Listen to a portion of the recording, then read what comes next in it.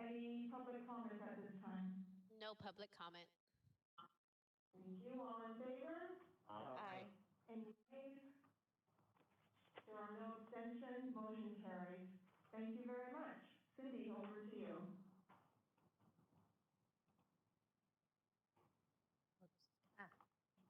Thank you, Kathy. I'm sorry I'm not there with you today. I have a bit of a nasty cough, although I'm assured it's not COVID. I did a test.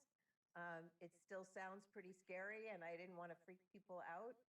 So unfortunately, I have to do it this way. But I'm there with you in spirit, and obviously we'll still be able to provide my part of the agenda. So much has happened since we last met. December and early January were quite busy.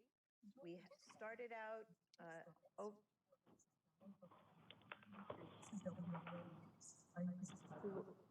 I'm hearing somebody else's voice in the background.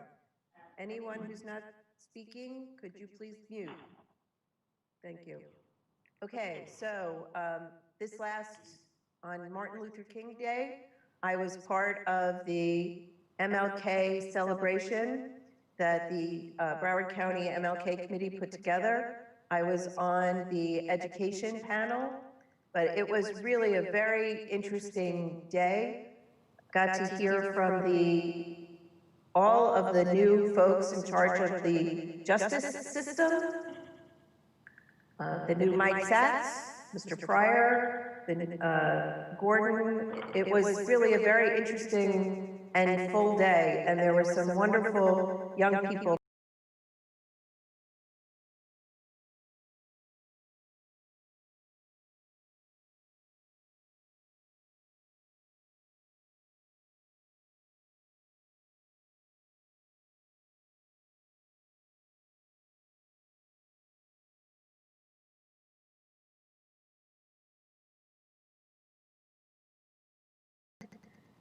We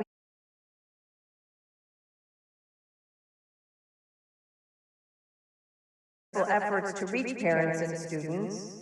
And we had, at this fair that you're seeing there were over 1,000 students who attended, and 394 of them completed their FAFSA, and they got a gift certificate for doing that. As you probably know, the FAFSA is the federal form that must be completed to be eligible for any federal aid for going to college. So it's really an important first step that way too many children do not complete. So that's one of the reasons that we are promoting that. So even though COVID-19 has caused a statewide decline in FAFSA completions, students in Broward County are more likely to complete. So there was a 16% fewer completion rate statewide, but in Broward, only 6%. So, we'd rather not see any decline, but we really have mitigated against a lot of that. So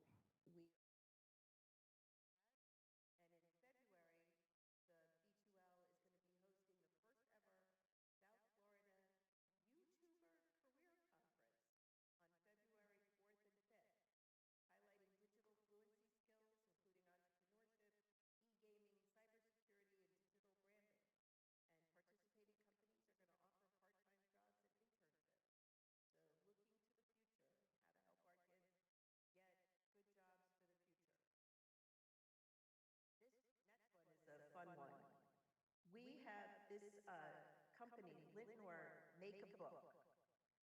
We have been partnering with them for years, this company, originally for Moving with Math. But this idea of creating your own book is used in our most programs, and the company, unfortunately, was going out of business. So they reached out to the Florida Campaign for Grade Level Reading to let them know that they were going out of business and that they had an inventory of 18 boxes of bookmaking products.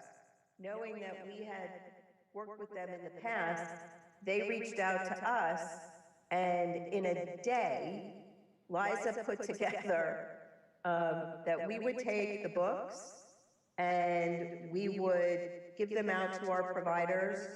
It was an amazing feat of logistics.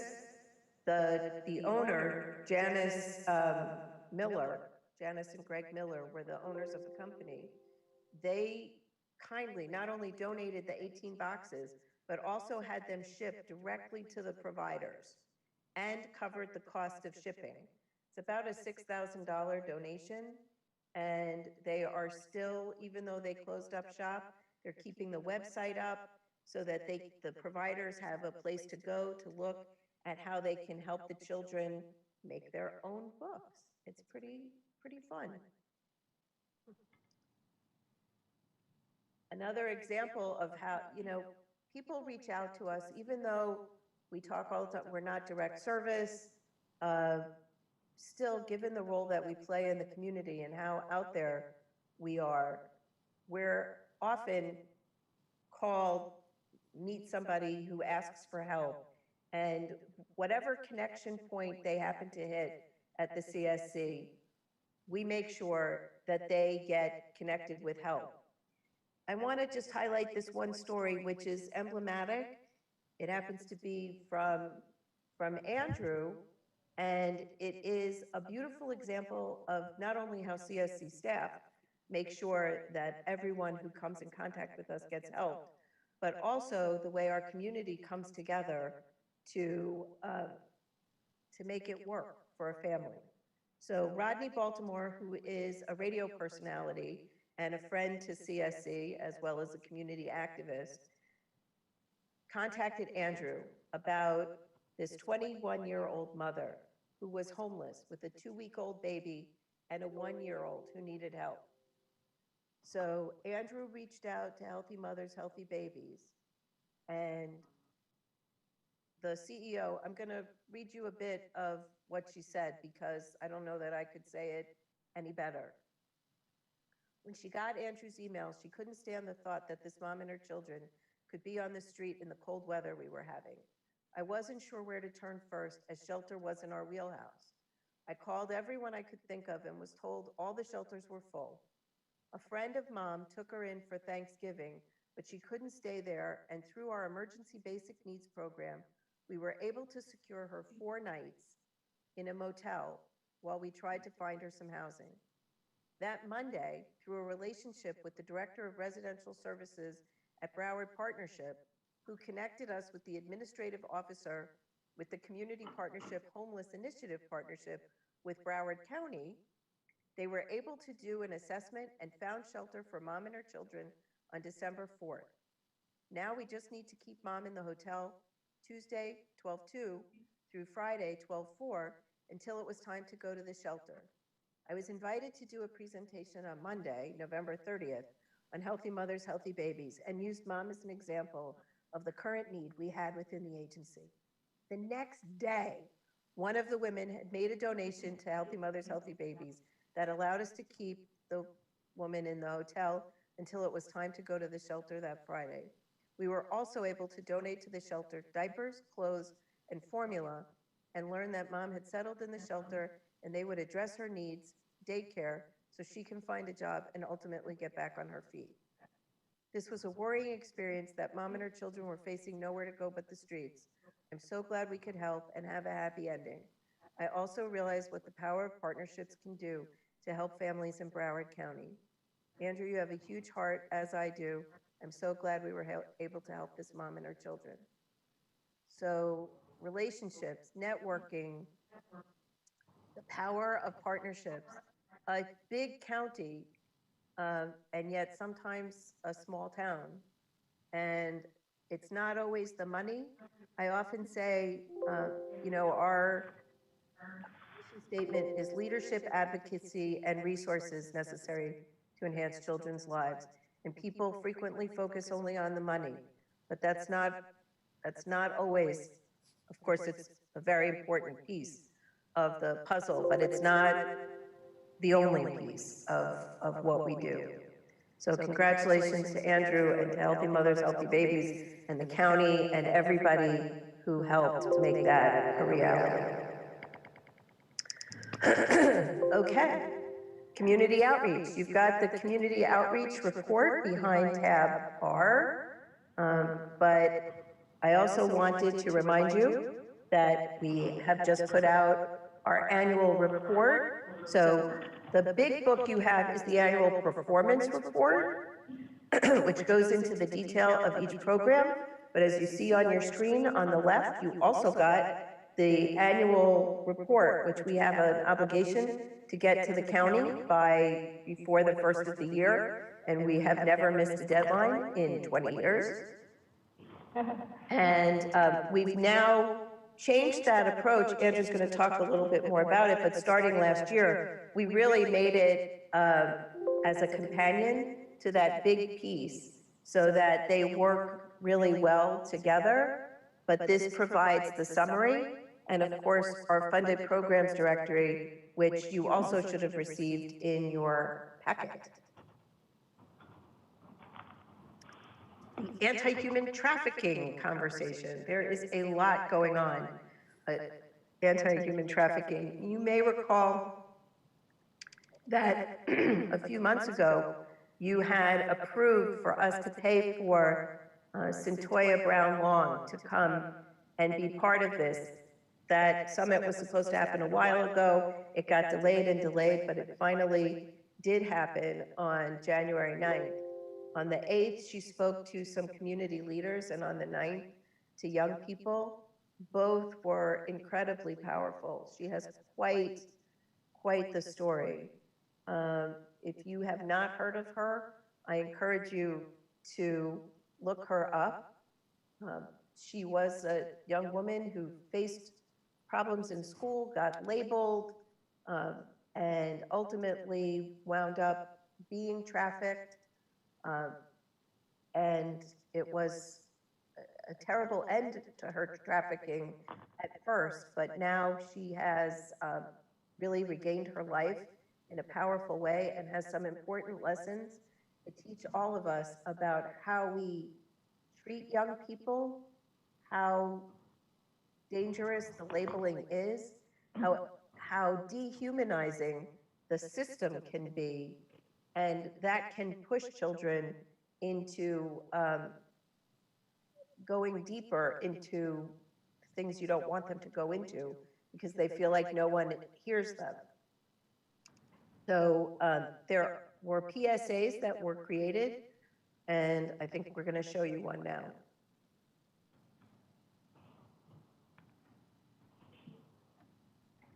These were, by the way, created by the young people for this purpose. So they're really trying to speak their truth to help keep other children from winding up in this situation. She was always excited. She cared about little things, even down to her schoolwork. But then I saw a shift. I see the shift. It was her Personality. It was her. But she was changing. She didn't feel safe with me. She didn't feel like I gave her attention, so he gave her. So he showed her a life we didn't live. When I found out, I felt embarrassed and angry. I felt helpless and weak. To fathers, what do you think is going on? Our job is to protect and be the leader. I know the feeling of losing control. Talk, pay attention, and don't be impulsive. To mothers, educate yourself on human trafficking. Who is your daughter close to the most? Are you really listening to spoken words and body language? Are you ignoring trauma? Human trafficking is real, and it can happen to anyone.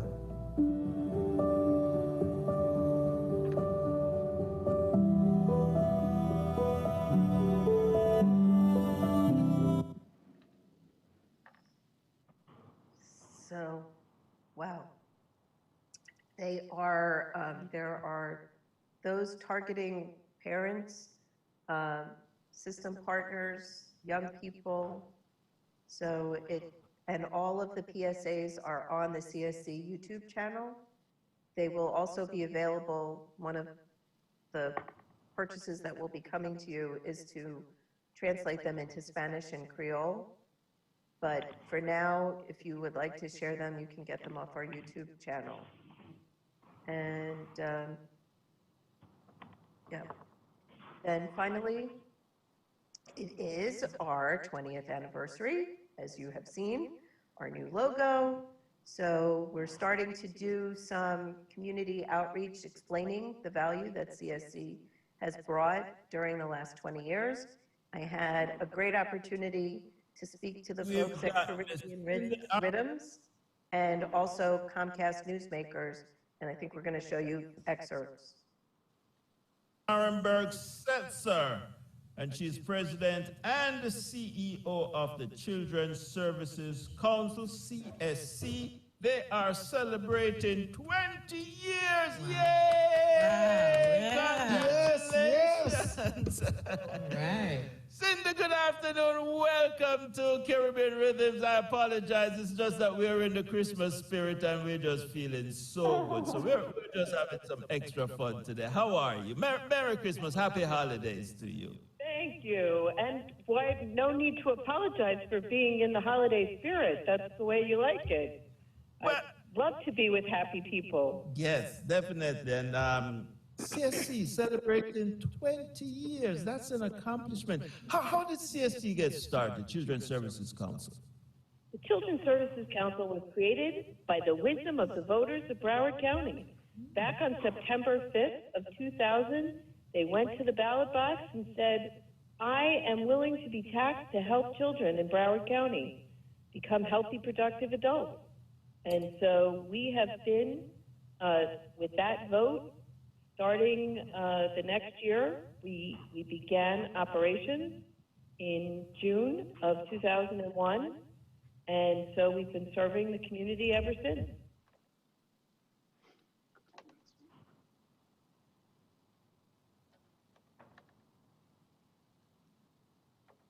There was more, but we don't have to bore you with the whole thing.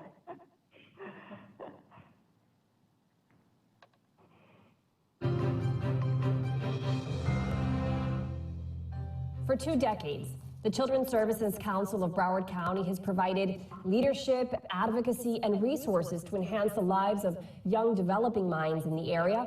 Cindy Ehrenberg-Seltzer is the president and CEO of the organization, and she joins us today to discuss their work. Welcome. Thank you so much for having me. Cindy, what would you say is the mission of the Children's Services Council? The Children's Services Council of Broward County was created by the voters of Broward County September 5th of 2000. As you said, 20 years. It's very exciting. And the mission is to provide the leadership, advocacy, and resources necessary to enhance children's lives and to help them become healthy, productive adults, supported by a community working collaboratively to create a quality system of care. I realize that's a lot of words, but every one of them is really important and has been used to guide the work that we do for the last 20 years. So what programs do you offer that assist children and families? If you'd like to see the whole thing, you can find it on our YouTube channel or go on demand to Comcast Newsmakers and find it. The staff thought it was a good idea for you to see that we're talking to multiple audiences in different ways. What was fun about this, just a little behind the scenes tidbit, she is not the person who interviewed me. So I was sitting in my office, interviewed by the producer, and then they spliced her, then they put it together afterwards. And it was really interesting to see how it worked when it looked like we were talking to each other. And in fact, because he had told me her name, I actually dropped it in one point and addressed my answer to her. But I had no idea who she was. So that's kind of... All right, anyway, so that's my good of the order. Any questions about any of that before we move on? Okay. Just one thing, are you going to be using, can you hear me okay? Can you hear him, Cindy? Is your mic muffled? Yes, Okay. Well, like a big old map. Yeah, it's all right. I can hear you.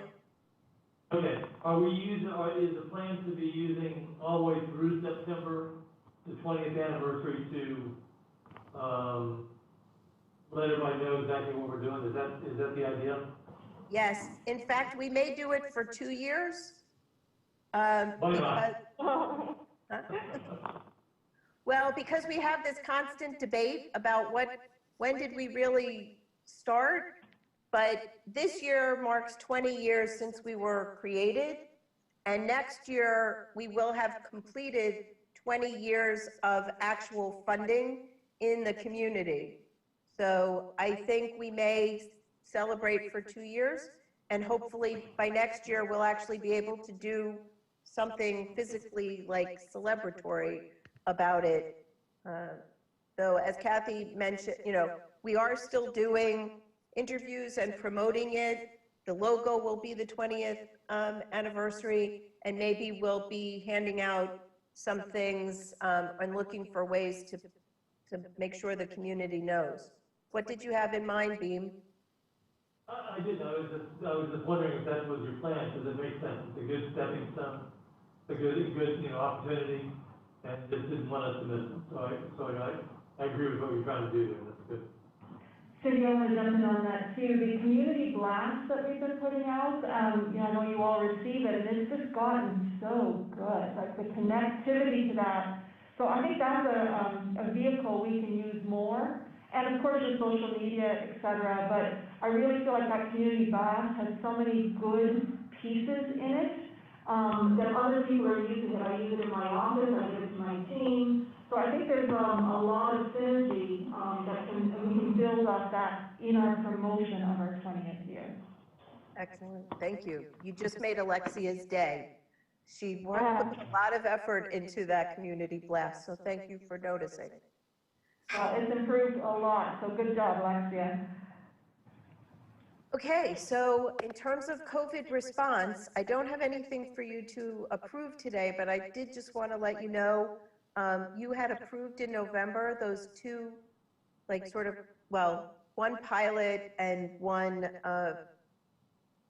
food program for the rest of the year. We told you we'd get back to you with how they went. Of course, the CEC is still ongoing, so that hasn't finalized yet. But they were, they had been funded to distribute food and cleaning supplies to the families in the Hollywood-Hallandale area. And in December, over 200 families were supplied with 35 pounds of food and supplies through 2 distributions, one at Memorial Healthcare Systems and one at the Hepburn Center in Hallandale. They got fresh fruit and vegetables, rotisserie chicken, laundry detergent, some of the much-needed staples, and it was very, very well received. It was only for families, so children were definitely impacted. We also did that pilot with the Deliver Lean Cares. As you may recall, we were going to partner with 3 of our nonprofits in the Northeast, in the Pompano area. As it turns out, 2 of them followed through, the Crockett Foundation and Community Reconstruction Housing Corporation. So they delivered meals on December 19th through January 1st. They took into consideration cultural differences and dietary restrictions. They provided healthy meals to nearly 80 families, which served 175 children. So the report back so far is that the families were really grateful for the service. The kids reported greatly enjoying the fruit and yogurt, good healthy foods, and the families said that the food was more than enough to hold them over during the winter break. So that was really good news. We'll continue to follow up and bring you the final report, but I wanted you to know how that had progressed.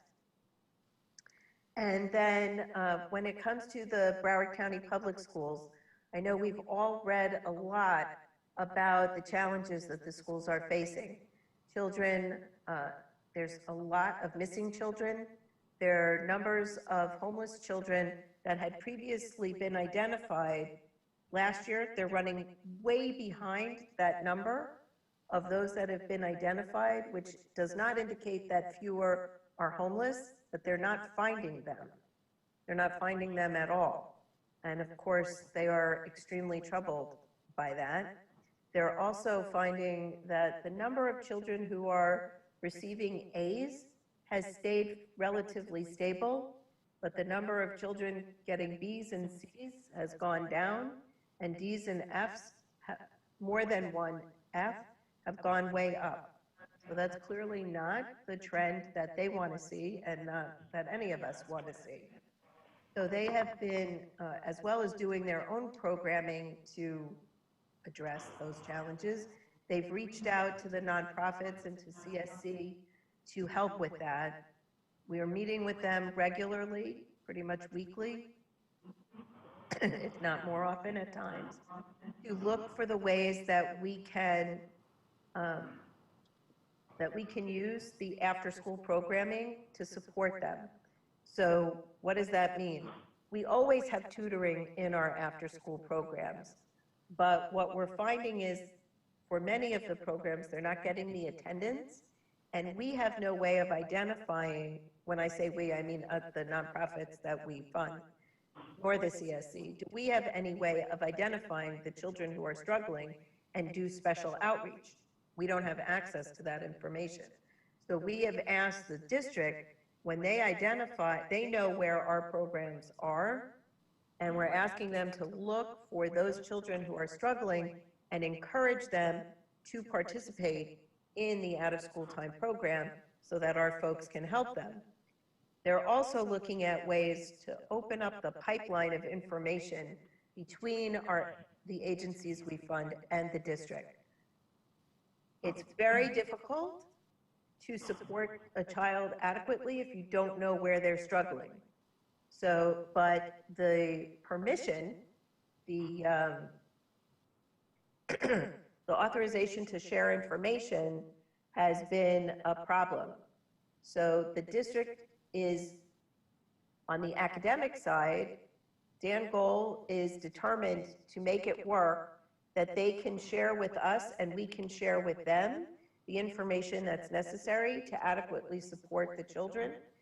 But we still have to overcome some of those data sharing barriers that we've been struggling with for the last 3 years. They're also willing to share some of the tools that they have. Besides just the data on the children, they're willing to make available some of the academic tutoring programs that they have and train our providers on how to use them so that there can be some consistency across, even though we don't want the after-school programs to feel like school, because there's supposed to be a break from that and a different approach, it's still helpful to have those tools available so that you can provide some consistency. I had hoped to have something for you to approve today, but I don't. We're still waiting to hear to get a little more detail from the district, but I wanted you to know that we are on top of this. We are doing everything we can to do outreach for the district where we can to promote children going to school. We also are trying to team up with them on the PSAs to do outreach into the niche communities where we have good access. So that's where things stand right now. And I saw Ms. Korn just moved up, so I'm thinking that she wants to say something. Kathy. Hi, good Donna, morning. are you there? Would you like to speak? Yes, please. Thank you so much. I just wanted to add, so Cindy, thank you for sharing the updates. It has been a challenge for us, specifically those students that have been in that B and C range, falling much more dramatically than we've ever seen before.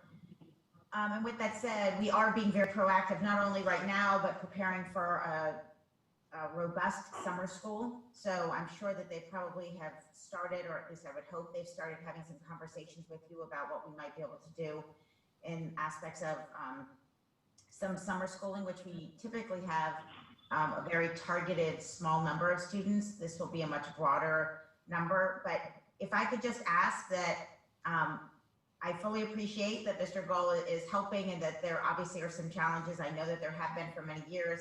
Unfortunately, it is something with all of our partners when it comes to information sharing, but at the same time, responsiveness, we can't, every day that we don't have a resolution is another day that children are falling behind. So if you wouldn't mind just kind of staying in touch with me on the progress that we're making, because I would very much be interested in helping to problem solve on our end in terms of the things that we might be able to do. So thank you so much. Thank you. We will definitely Thank you do very that. much. Excuse me, Cindy, Don, you wanted to add? Please, Cindy, do you know if the school board has any written plan or strategies around how they're looking to locate some of those children that aren't registered in virtual or attending physically? I haven't seen any written plan. Ms. Korn may know that. I know I had suggested at a prior meeting to them that they connect with the homeless collaborative to see if they could do some data sharing, because I know that, some of the homeless families get relocated out of state. They may get relocated around the county, and the parents may not have taken the initiative to tell the school district. So we were trying to facilitate some connection there, but Ms. Korn may know if there's a written plan. So I'm not sure that there's a written plan. There hasn't been one that's been brought to the board level, but what I can share is I know that we are working, as we did actually at the very beginning back in March, when we were trying to figure out where the kids were to be able to get them devices and so forth. Things have continued to change, but we've worked with our social workers on going out and physically doing some of that exploration, as well as Cindy mentioned, working with some of our partners. Any ideas or connections that come from the community to assist us would be very helpful. One of the things when we're talking about losing children, some of it is related to children who would have been otherwise entering kindergarten, and parents actually making decisions that they're holding off a year before they're coming in. So we're not talking about across the board students who, let's say, were here with us in 3rd grade and then they just have not shown up in 4th grade. Obviously, there are certainly some of those, but the majority of them appear to be those that were anticipated to be coming in, and parents making decisions that they're waiting a year before they're actually having them enter into the school system. But we're definitely working on it. It's brought up at our board meetings, almost every single meeting, and it is critically important from a staffing perspective. We are making sure that we're fully staffed in those areas to be able to provide the additional assistance necessary to be able to locate those students and give them all the assistance that we have available, as well as obviously with our partners. Thank you, Danya. Yeah, I mean, I definitely think we're more comfortable knowing that the majority of the kids are children that were entering kindergarten and the parents chose. But if there's any way that we over at DCF can work with the school board to see if there's maybe any services that some of those families are receiving, and we may have that information that you may not have. If we could figure out that data sharing point, that would be great. So I would love to connect with you. Okay, yep, that would be great. Cindy, maybe you can help us just make that connection. That would be fantastic. Thank you so much. Happy to do that. That's a really good connection point. And kind of connected to that, as you go into the legislative platform, the next item is to approve the legislative platform. That is our partnership with our other CSCs around the state. And Dawn, next month, you'll be part of our fly-in as I guess it's not official that you'll be the next chair, but the committee is recommending you. One of the issues that got added after this came out, and there's not a firm, it's going to be related to education. I mean, we know that the impact of, it's to watch what's going to happen with education as a result of COVID. Because clearly, even as you just heard from Ms. Korn, if you have a whole slew of children, a lot of children held back from entering kindergarten or first grade, they're going to come next year. You're going to have a lot more than you would normally have in those grades next year. That's going to have a big impact on the school system. You're going to have children who are going to, there's going to have to be decisions made about holding back perhaps a lot of children or not, because clearly there's a lot, the young people have been impacted dramatically by all of this. Yes, you have a lot of children who are making A's, but you have a lot more at the bottom part. Even if they're not getting F's, a lot more C's and D's. So what is the expectation? I really appreciate, and we will be fully on board with anything we can do over the summer, but you can't really expect, let's assume that life is somewhat back to normal come the summer. They are children who now are free for the first time in a year and a half, are not going to want to spend their whole summer cramming in a year's worth of education, especially if they weren't that excited about education the year before. So the expectation that they will just be fine afterwards is unrealistic. And I think there may have to be some legislative action about those expectations. I don't know what it is, but I did want to make you aware that that is something that we'll be following, and obviously not pushing for anything that would conflict with what the district would want to see, but we're certainly going to be aware of that and concerned about any impact on children. If you want to move that, I was reminded that I skipped the discuss the 21-22 budget process. But if you want to go ahead and pass the legislative platform or ask any questions, then I'll go back to the budget process. Okay, so we're under tab 0. I'm looking for an approval, please, to approve the CSC legislative platform. Do we have a motion? So moved. Thank you, Beam. Any discussion? Angie, any public comment on this time? No public comment. Thank you. All in favor? Aye. Thank you. Any nays? And no abstentions? Motion carries. Okay, Cindy, back to you for the budget process. Okay, so as you all know, in May, typically, we bring you a beautiful book that looks kind of similar to the annual performance report that you just received, but it deals with the money, and it speaks to how much money per each goal, how much money for each contract, renewals, et cetera. And typically, that process for the staff starts now. We do a visioning process around each of those goals. Our staff will have done their monitoring of those agencies now in the first quarter, and it happens over the next 2 months that we go through each goal and look at the data and the data stories and try and divine where we want to go next year. Also, for each contract, we look at their last full year of operation, how they're doing so far this year, and we make recommendations for their renewal or non-renewal or growth or shrinkage or whatever it happens to be for each contract.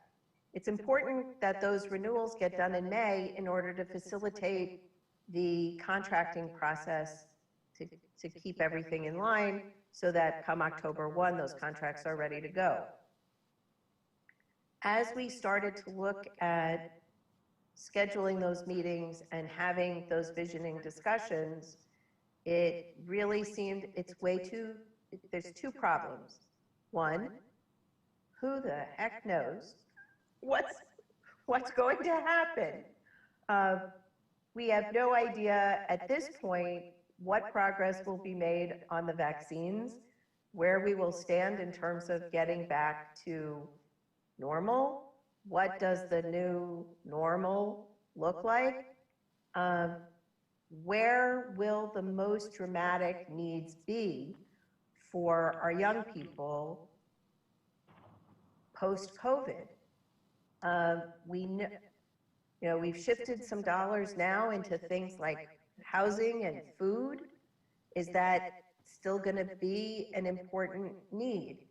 Will the federal government, with its new approach and the new money that they're looking at coming down, are they going to take care more of those essential needs so that we don't have to?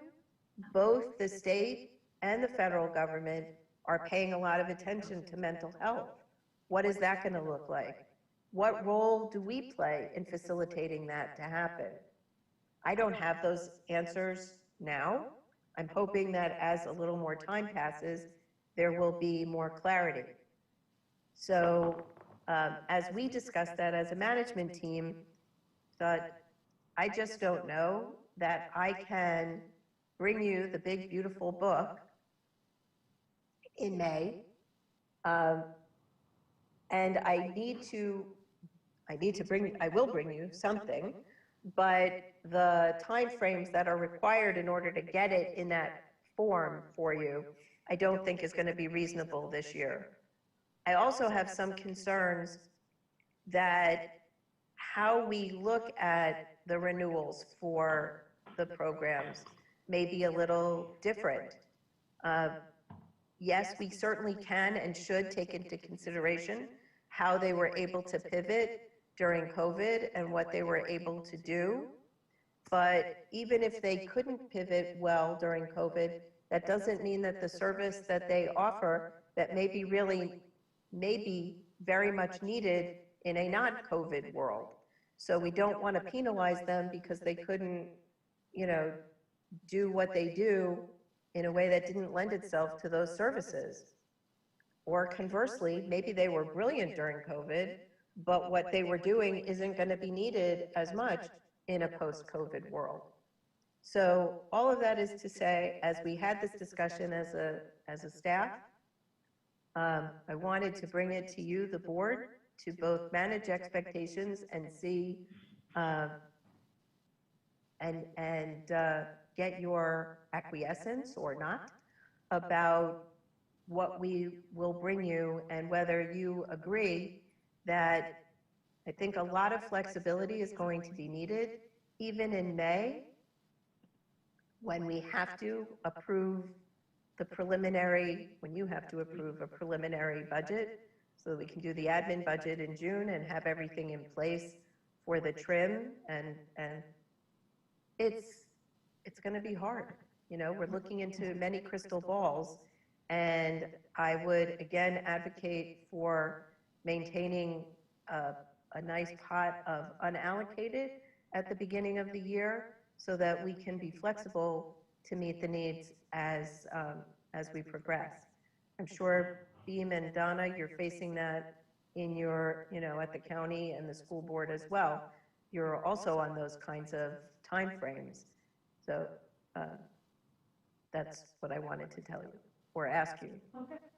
Any discussion on that, guys? Anybody want to jump in? The only thing, Cindy's right, and a lot of things we're going to have to worry about is there's going to be a lot of people going to the evaluation board and reevaluating how much money is coming in. There's no way of knowing something. So I think we have to consider that when we're doing our budget. Cindy, I don't disagree with you. I think we probably should focus on a pot of money to address basically the unknowns. We don't need it, we don't need it, but I think there's probably going to be a significant number of things that come up that nobody's thought of that are going to need to be addressed, and I'd rather have funds that are available to address those unknowns. Anybody else? I'd just like to add, think about this. We have great brain power here at CSC. So can you imagine, our providers, the people that we fund, the challenge they're having? You know, do they know whether they're going to get back on track? Are the kids gonna come? Are they gonna be funded? I spoke to a CEO yesterday of a human trafficking, agency, and she was just, you know, there's so many things that they are addressing today that they didn't address yesterday, but there's no secure funding for them. And she's speaking for, you know, her organization, but I think she's actually speaking for a lot. So I think we do, I agree wholeheartedly. I think we need to trust the monitoring system that we have here at CSC, trust our team. They know the agencies we're serving, and I think we have to be even more collaborative with our efforts in Tallahassee. Where is their money? Are we getting it? How are we spending it? And collaborate and have flexibility and keep open, allocated, unallocated funds so that we can support where we see the need and address it as quickly as we possibly can when we are back to normal, whatever that might be. Thank you. Thank you. And as you could, David, were you trying to, did you want to speak? No, I'm fine, thank you. So we will likely not have a big, beautiful book for you this year, but we will have the information. And I promise it will still be as comprehensive as I can make it and maintain that flexibility. As you're going to hear later from the team, when it comes to monitoring and what you're getting, what the taxpayer is getting for their money, we are looking from we're still doing fiscal monitoring. We're making sure that we are paying for people or things that do exist, that they are in fact serving children. Your programmatic team and your research team are looking at how they're serving children, what they're doing. In some cases, they are not doing what we thought we wanted them to do. That sounds bad, but it's not necessarily bad. So we may have expected that they were going to be working on diversion programs for kids who were diverted from the juvenile justice system. They're supposed to be doing that, the staff is, but they've met the needs of those children, and now they're helping with food distribution for families, or they're doing case management for other youth to help. So they're still serving children, 100%, absolutely. I can say that with confidence, but they may not be doing that which we initially thought they would do under the contract that we have. They have to meet the needs of those who they're contracted to serve, but they also have to help where they can. And so you'll hear more about that. I'm sure you read that in the annual performance report, and you'll hear more about that from the staff during the roundtable. And we do, as you'll hear when I turn it over to Maria next, any issue that we address, we look to maximize the federal, state, and local money first before we go into CSC's pocket, so that we can be sure we're hitting places where no one else is, and that maximizes the effectiveness. So thank you. That's it for me at this time. Thank you, Cindy. Okay, Maria, that takes us to tab P, the Chief Program Officer's Report. Maria. Thank you, Kathy. Can everyone hear me okay? We can hear you. Okay, good. I know last time I echoed terribly, so I decided to stay home, and hopefully that won't happen again. So there are two issue papers under my tab for your consideration. The first one is to amend CSC contract with Community Reconstruction and Housing Corporation to remove Alexander Reb, their fiscal sponsor. So just to give you a little bit of background, when the Positive Youth Development RFP, when those applications were due, Community Reconstruction was not in a position to pass our fiscal viability test, so they came in with a fiscal sponsor, Alexander Reb. They were awarded funding, and then they submitted an audit. Their audit does pass our fiscal viability test, so both the fiscal sponsor and the service provider, Community Reconstruction, requested from us a contract amendment to remove the fiscal sponsor. This isn't a typical situation that happens for us, but we are requesting for that amendment to happen.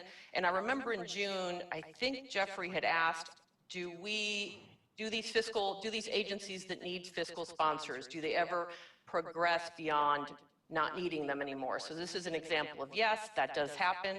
So we're asking for approval on that action. Okay, I think we can take them both. Okay, so a motion to approve? Yes. Second, all in favor? Oh, sorry. Angie, any public comment? No public comment. Thank you. All in favor? Aye. Any nays? And there are no abstentions, so motion carries. Thank you. And the next, thank you, Kathy. The next issue paper is, the action is to approve a community collaborative with United Way for the Center for Working Families. I must say, I think this is the longest issue paper I have ever written. Just a little bit of background. In November, the council had approved to have us explore the situation with homelessness, whether there was a place for CSC to be able to assist families with preventing evictions, not becoming homeless. So, I gave you in the background all the information that we obtained regarding the current funding that's out there for eviction prevention. And what we came to under current status, one of the challenges that we heard in conversations with Broward County Human Services and also in conversations with our providers that are working with these families, one of the challenges in the second paragraph goes into, for the CARES money, which the last CARES money, the deadline was December 31st for the county. And the landlord has to agree, one, either to fill the paperwork out, which some landlords refuse to fill the paperwork out, and that means the families cannot apply for this funding. And then they would have to agree with a reduced rental payment. So 75% of the first 4 months past due would be paid, and then 60% of months 5 through 9 would be paid. Some landlords are not agreeing to that, so that means the families are not going to be approved for this funding. The other situation is undocumented families will not get approved, and also families that are unable to provide a sustainability plan. So let me give you an example of a situation that I know happened regarding the sustainability plan. There was a single parent who was working 2 jobs, but their income wasn't enough to demonstrate that they could afford that apartment. So they won't qualify for this funding. Now, the philosophies behind that I understand. You're going to give the money, and next month they're going to be in that situation. However, not having an alternative almost ensures that they will become homeless. So the alternative could look like, let's work with you to find an apartment that you can't afford. And then let's work on what that's going to potentially cost to do that. So those were the challenges that we saw for the families that are being declined these funds. And then we talked to the United Way. I'm sorry, was there a question? No. Oh, yes, we do, Dean. Go ahead, Dean. I'm interested, just how many families, or how many landlords were unwilling to take that deal? So because I know why we did it. And I was just wondering how it panned out is what I wanted. So when I had these conversations, when we had these conversations, we did ask if is there information being tracked that gives us how many families are being declined this funding, and then the reasons for decline, and the Human Services Department staff was going to explore what information is being gathered, both with how many landlords are not willing to submit paperwork or agree to these payments, and also how many families are being declined because of these reasons.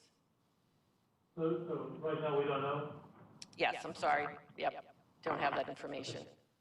And the reason behind it was really to try to make the money go as far as possible. Assuming the landlord would rather have something than nothing. So if they were gonna get 60 to 70% of their money as opposed to zero, they would probably take it. So I haven't had a chance to hear yet how that panned out. So I think all of us wanna hear it. Yeah, absolutely.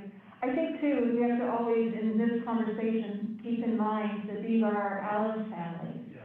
So they are, Maria, your example of a working woman with 2 jobs and still is she's struggling. These are the folks we really have to help. Alice is the ones that if we don't, we're gonna have a bigger problem, and they are trying. So, I think there were so many barriers, and there's so much uncertainty for those landlords. And again, we're not talking lush living here. These are landlords that are, also in need of their paycheck at the end of the month. So it's a challenge. Tom, I know you wanted to speak to that. Yes, please, if I could. One thing that drew my attention was that they're in an apartment that they can't afford. Are there situations where they're in a $2,000 a month apartment, it could be in a $1,500? Is that what's trying to be addressed by having that in there, or can you explain a little better to me? So the example that I gave, a lot of the Alice families work within the hospitality industry, and that industry has been greatly impacted as a result of COVID. So what they were able to earn before COVID impacted that industry so greatly is different than what they're able to earn right now. And as a result of that, if they can't demonstrate that they can sustain the place that they have been for, pre-COVID, then they're not going to get approved for funding.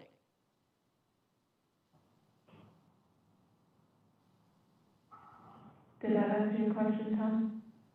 Yes, it answers my question. Okay. Anyone else? Okay, Maria. So further in the issue paper, we talk about the Center for Working Families, which United Way issued a procurement in 2019 to fund the Center for Working Families.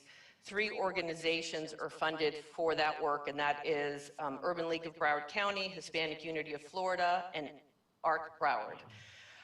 These programs assist families achieve financial stability through workforce development, through financial coaching, and also in meeting basic emergency needs.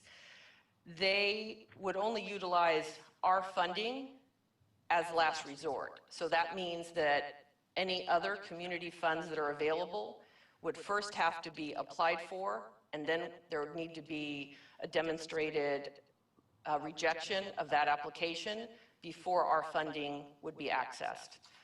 And just to give you a little bit of history, from April to December, they have expended approximately $400,000 to help 479 families.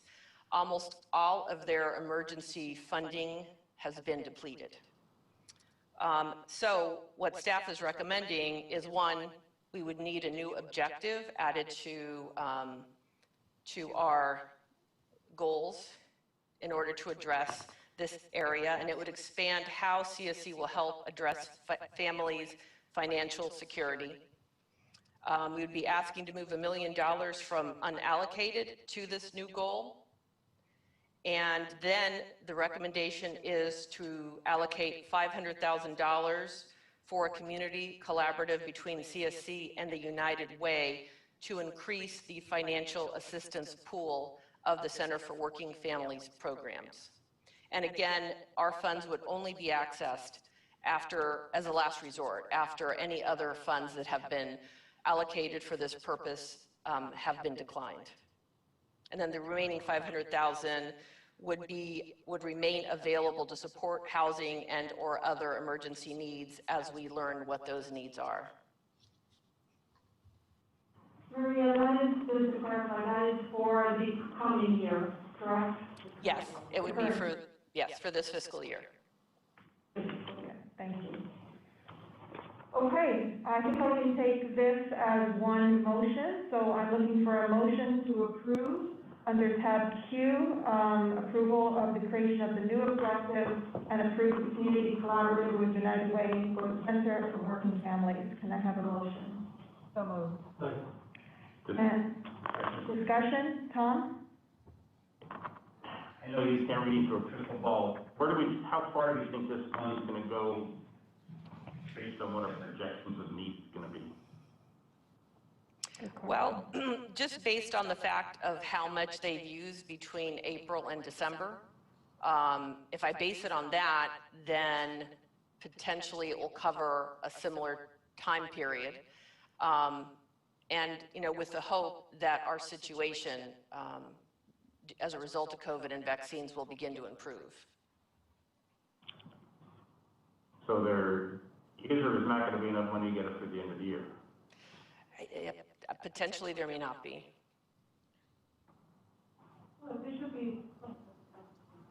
That is the, I mean, what the I'm sorry, Madam Chair, Cindy.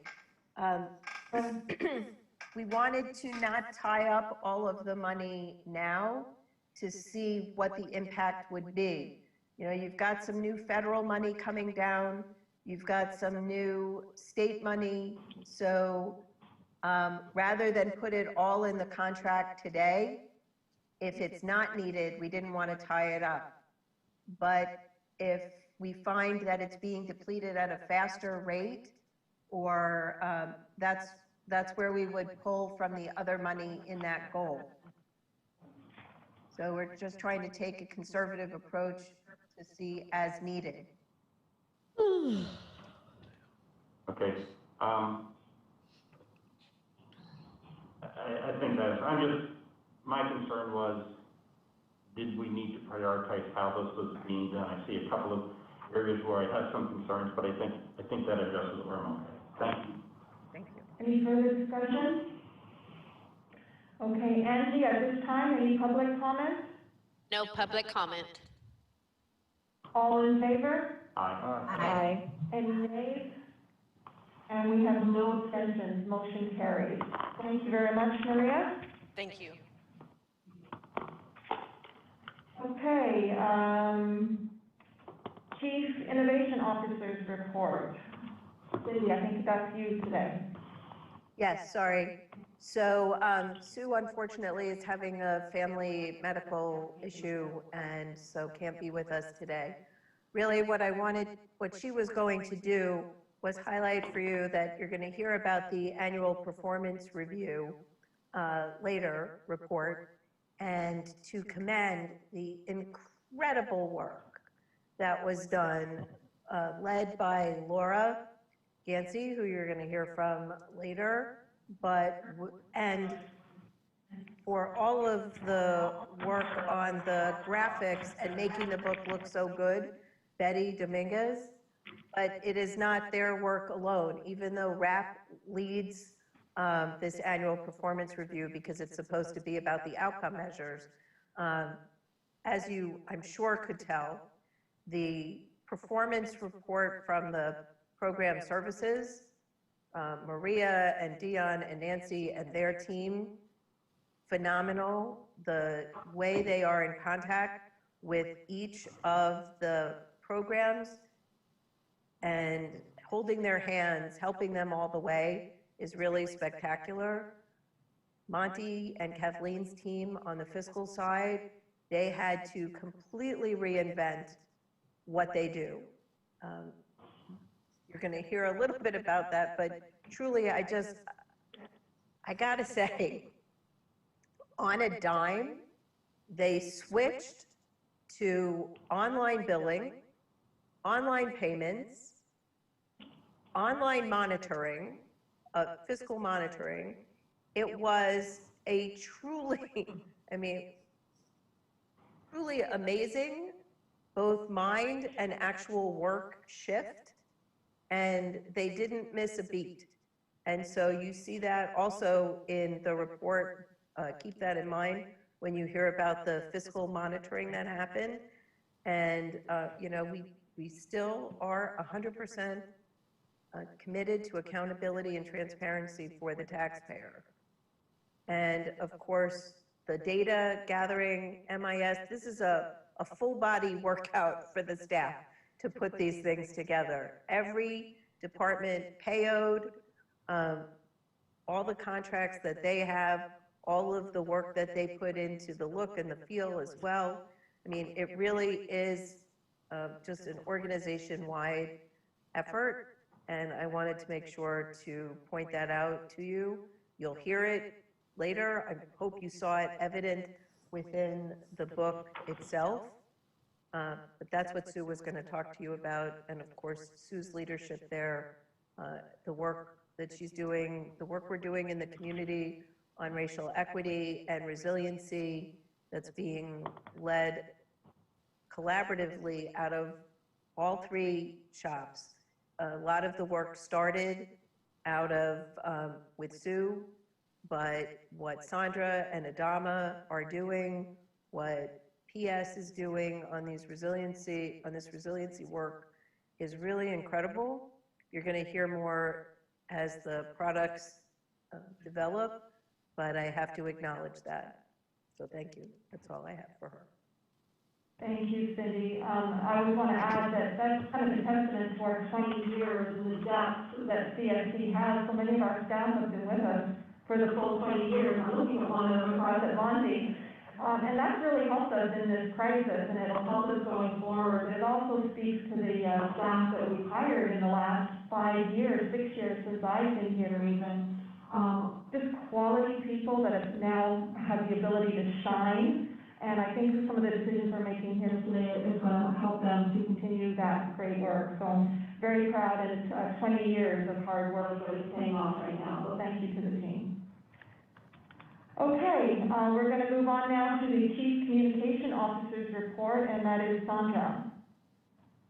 Good morning, everyone. Good morning and happy New Year, council members, and to any member of the public who's out there listening to us. Welcome, thank you. So every quarter, we give you a report on how we remain connected to the community. And of course, this quarter, as the onset of COVID, has been challenging, but I believe that we have been creative and innovative in making sure that our partners assist us. So we provide all sorts of information through our food distribution. As we've listed here, 4,000 family resource guides have already gone out for the year. We include kid care materials in partnership with the Florida Department of Health in Broward County. We also distribute educational collaterals in the thousands in partnership with Junior Achievement and the Kid Care Backpack Giveaway, as well as the City of Sunrise's Halloween drive-through. And Do You Have the Time Foundation food distribution. Our partners come in varying sizes and ethnicities and represents the diversity of the county.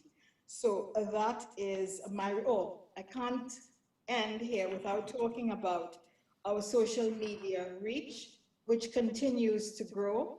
And also the interaction with the public on social media continues to grow. So the most visited pages beyond the home page of our website were the Coronavirus Resources page, the Family Resource Guide, and the Careers page. That's my report. Thank you. Thank you, Sandra. Any questions for Sandra? Madam Chair, may I? Yes, go ahead. Sandra, Cindy, to all of the CSC staff, I just want to say thank you. Our staff at CSC really has been out in the community in each and every way, and especially during this time, I just think that the community really appreciates it, and so just a heartfelt thank you. Thank you, Don. Okay, Monty, you're up with your Chief Operating Officer report, please, under tab S. All right, so you're finally getting the financial statements for the first quarter. We usually don't do one we don't have a December meeting, but this includes for services November and October.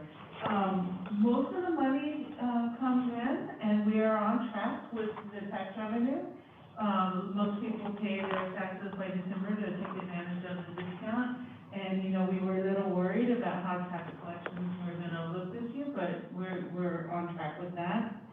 Our programs were off to a little slow start with their billing. And so you'll see in the financial statements that we were missing a lot of November, some October invoices. Several reasons for that. Part of it is, almost everything now is cost reimbursement, takes a little longer. And, you know, it was a little slow getting all the contracts out and getting everything set up and everything. But good news is last week, and I know Tom knows this, and Judge knows this, we did like over a $2 million check run last week, which really caught up a lot of those November invoices. So they'll be reflected in next month's financial statements, and I think we'll start to see that we'll get back on track. We like to do the first quarter financial statements because we like to put this, thank you, Andrew, we like to put this little graph in. And this kind of gives you a really good picture of where we allocate our budget for our program services. So I think that that's helpful to you. Other than that, the financial statements are what they are. And then the next item is the monthly purchases. I don't think there was anything too great about that. We are going to, 2 items that were over 10,000 that this issue papers for. One is a little tool that we're going to use to help improve our writing for all of us, called Grammarly. So that should help with our punctuation. And you can see us in some of our meetings where we're wordsmithing these books. Do we need a comment in? Yes. Sondra's our comment queen. We can go to her for answers. And then the COPS training for a couple of our staff. Other than that, the purchases are pretty normal. Any questions on either the financials or purchases? Okay, no questions for Monty, and I have a motion, please, to approve the financial statements for the fourth quarter and budget amendments for the fiscal year 2021. Moved. Any further discussion? Angie, any public comments? No public comment. Thank you, Angie. All in favor? Aye. Any nays? There are no abstentions, motion carries. Okay, thank you, Monty. Under tab T, we have, need a motion, please, to approve the annual purchases. So moved. Moved. Second. Angie, any public comment? No public comment. All in favor? Aye. Any nays? There are no abstentions, motion carries. Okay, Beam, under tab U, Broward Reads for the record, or sorry, Broward Reads Coalition Report. Thanks. Well, we already spoke about what we talked about much in that meeting. This was the kids who were cool. Excuse me, Beam, hold on. Somebody can mute on the phone, please, we're getting feedback. We're on the phone, please mute. Thank you. We spoke to most of that. And Renee was speaking about the DTK, how it's going down a little bit. The other part was trying to get the public library and the school library to be working as much as possible because so many kids are at home. How do we bolster the use of both through the student cards? We've seen a dramatic increase in those cards, so that's good. That's the main stuff that went on. We got another meeting coming up. So that's about it right now. I do think it's a great opportunity to bring people back to our libraries, especially the big ones like our downtown. You know, Fort Lauderdale's huge, it's floors, it's got all kinds of space, so it's an opportunity for sure. And last, I forgot, everybody was happy to hear we were awarded county, the main county for the read to the record.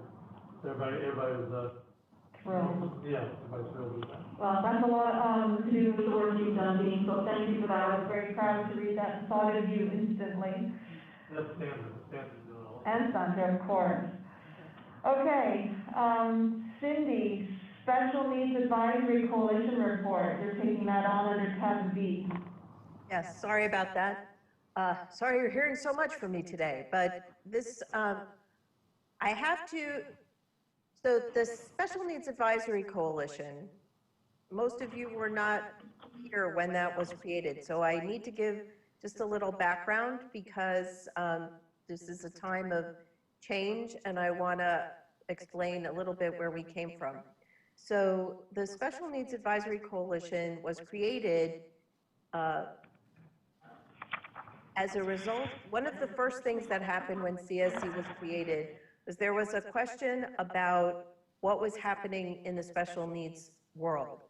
The CSC commissioned a business report, a needs analysis, and a business report, the result of which was a finding that the Broward County had a lot of resources for children with special needs. Clearly not enough, but that there were resources, but people didn't know about them and they weren't coordinated. The other challenge was transitions. There was a big need identified for families who have a child who's newly diagnosed and they don't know where to turn. The transition from the Part C early childhood system into the school system, from elementary to middle school, from middle school to high school, and high school to life. Those needs may sound familiar because as a council, we have been working on a lot of those. The creation of the special needs hotline at 211 was a direct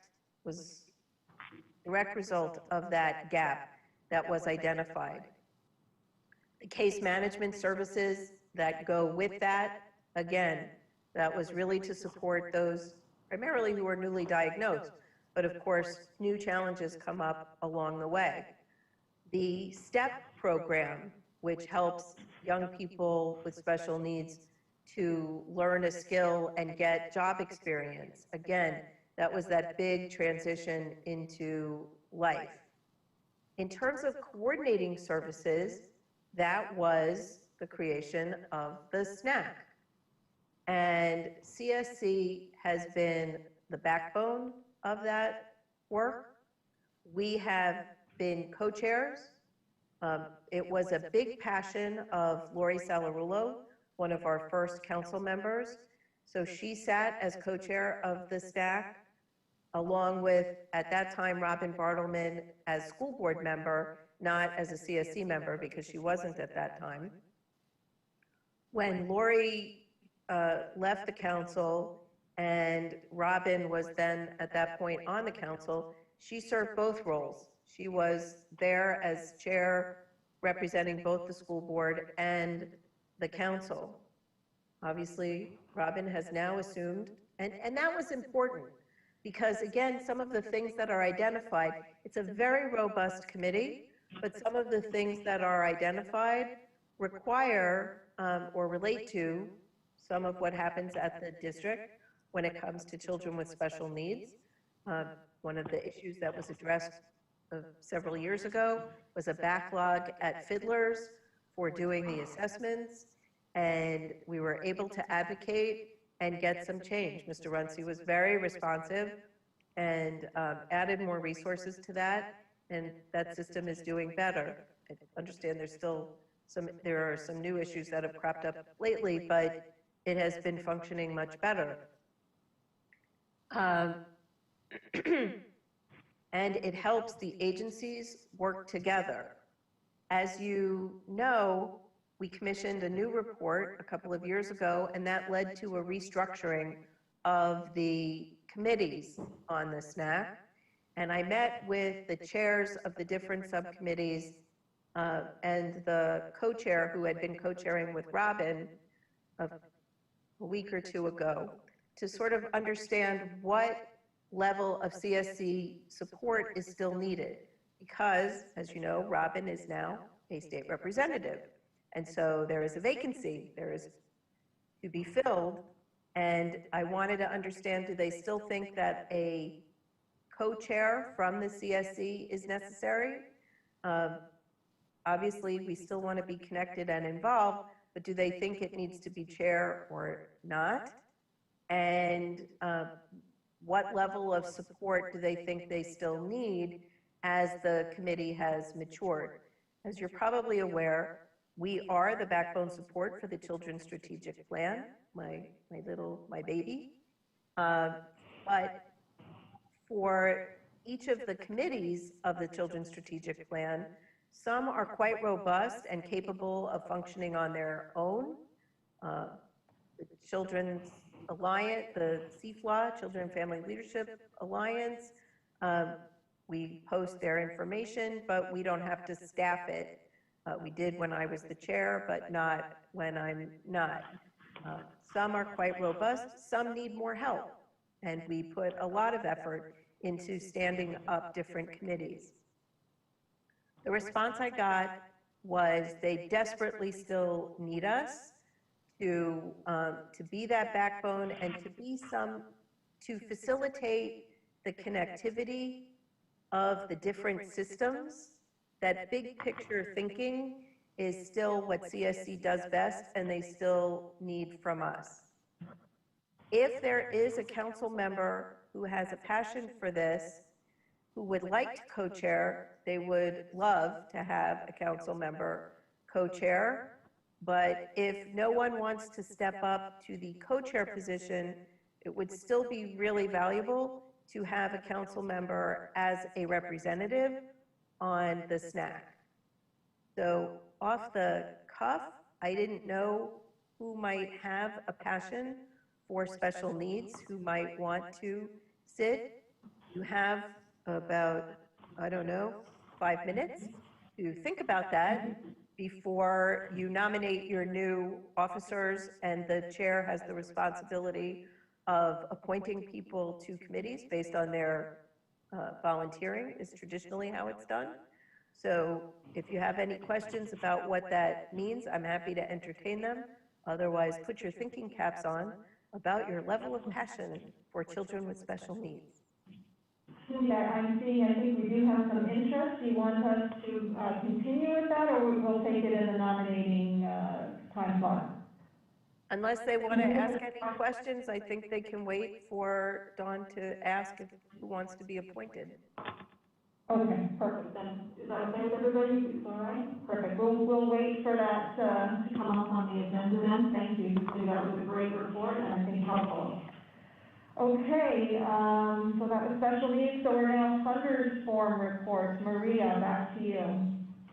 So we had Funders Forum in December, and you'll have those meetings at the next council meeting, and we also added another Funders Forum meeting in January.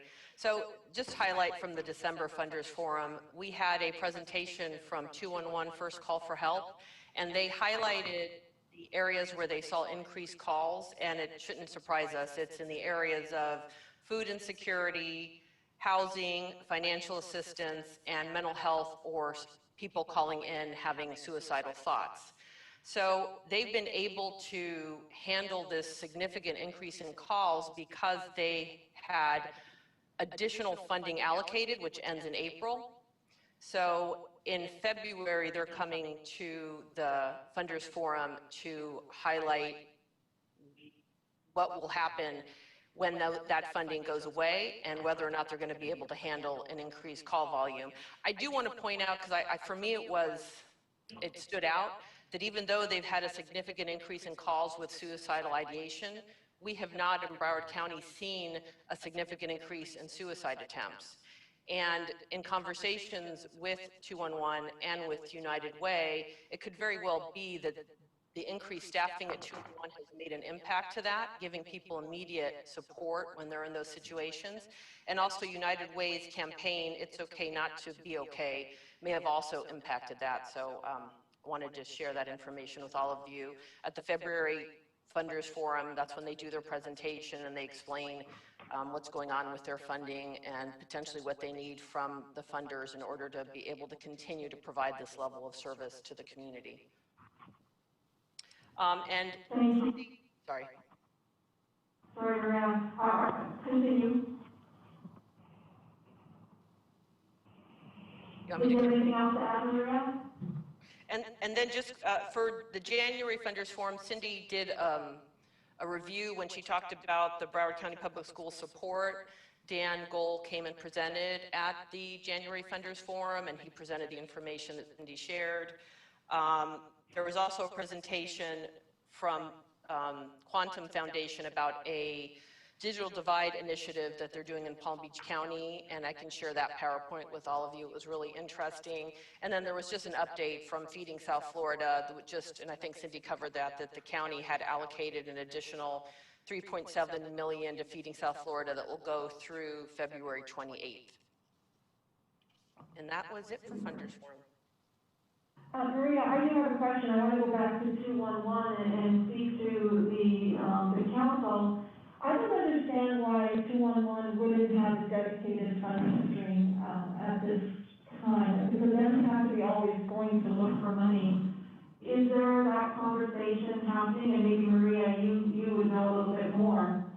We do. We directly fund 211. And there are a number of other funders that also fund 211.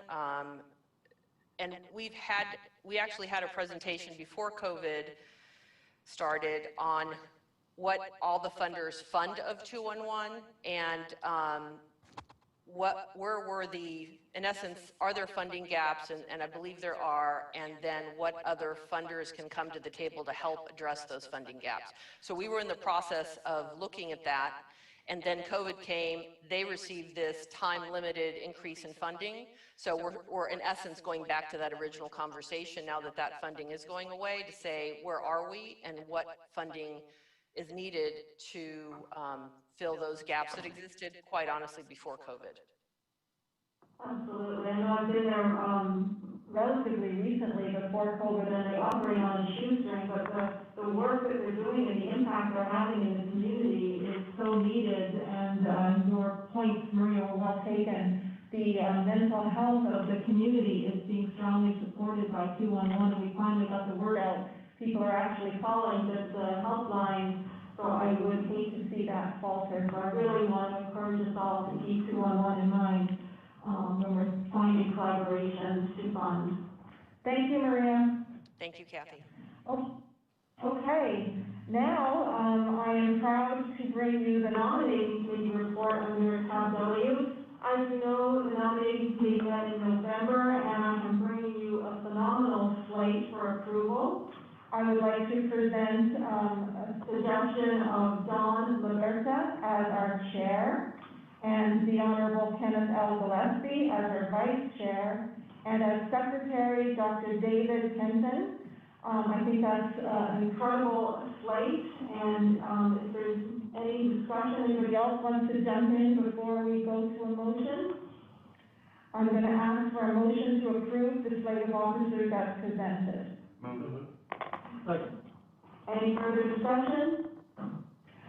Angie, any public comment? No public comment. All in favor? Aye. Any nays? Thank you. Any nays? No abstention. Motion carried. I would like to present to you the slate of new officers for 2021 going forward. Our new chair, Dawn Laberta. Thank you, Dawn, for joining us. We look forward to working with you. The Honorable Kenneth L. Gillespie. Thank you, Judge Gillespie. You're going to be a wonderful addition as our vice chair. And David Kenton, Dr. David Kenton, as our secretary. Thank you so much, David, for stepping up to help us at this time. So I think I passed my gavel over now, Dawn. Are you ready? This is it. I'm going to slide it. We're being very careful. We're being 6 feet. Thank you, Dawn. I look Thank you. forward to working with you. And I'm giving her a virtual hug as we transfer power, if you will. So thank you for that. And after I pass the gavel, you know what? Dawn, you have to take over. But Madam Chairs, if I may. Oh, sorry. We forgot to put it on the agenda, but I have to personally and on behalf of the entire staff, thank Kathy for her terrific 2 years as chair. It has been such a pleasure. I know you're not going anywhere and you can't get too far. I have you tethered. But really, you have stepped up in just such a great way as the chair. I've always been able to count on you where we need representation in the community. You have been there. You've represented us beautifully and elegantly and well. You have been so incredibly supportive to me personally and to the staff, and I know how much they appreciate it. It really has been just a phenomenal time with Chair. You have big shoes to fill, Dawn. We have a little token of our appreciation for you. I'm sure you have a wall full of plaques, but I hope that you will be able to put this someplace where you will see and feel the love that the staff feels for you. So thank you so much, really. Thank you so much. Thank you, Cindy, and thank you to everybody. I appreciate it. Just for those of you at home who can't see, it's a beautiful plaque with a picture of the staff. So I couldn't be happier to receive that, and thank you very much. And what you have to look forward to. Thank you, everybody. Okay, Dawn, over to you. Thank you, guys, and I agree. I have some huge, amazing shoes to fill, and thankfully we have a fantastic board and a fantastic CSC staff. So thank you. And we are going to move on to committee appointments. Oh, and Kathy, if I reach out to you every other day. I'll be right here. Okay, so committee appointments. Do we need to go down every single group? Ing, do we think?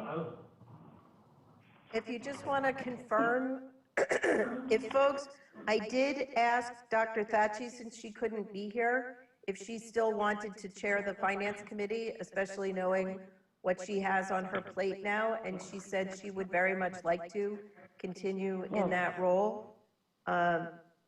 So that's fine, but just to confirm if you yourself and Tom and Maria still want to serve on that committee, and if anybody else wants to come on. If you want to just go committee by committee, Dawn, and check I will. that the people So serving. Okay, so the executive committee will obviously change with the new elected officials and, of course, Kathy. Any changes for the finance? Anybody want to add? Okay. Program planning? I would love to have some more help with program planning. I think this year is going to be a big year. There's going to be a lot of changes, and I'd like to get more minds on it than we have. So the more the merrier on the program planning, and I see Jeffrey offering that as chair. Anybody else have an interest in joining us on the program planning committee? Okay, thank you, Jeffrey. That would be great to have you join us. Thank you. Nominating committee, we currently have 3. Kathy, are you still okay with chairing it? Yeah. Okay, great. That actually won't be necessary. You won't really need the nominating committee. Oh, yeah, for that's right, we're years. done. So you don't have to worry about that this year.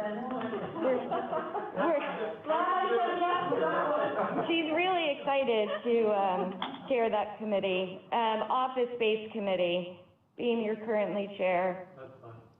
I think that one is also kind of moot for now, but Happy to do it. Yeah. You can join me on that one. And bylaws, we're just appointing as needed, correct? And then our special needs that we just spoke about. So anybody interested in co-chairing the special needs committee? I'm interested in the committee. I have nowhere near the kind of knowledge that Robin Bartleman has. So I want to go in there with that caveat. I have an interest, I know a little bit about what they do and who they serve, but, you know, I do not have that kind of expertise, but I would be happy to be on the committee. Thank you, Maria. And you're comfortable with the co-chair? I think it would be.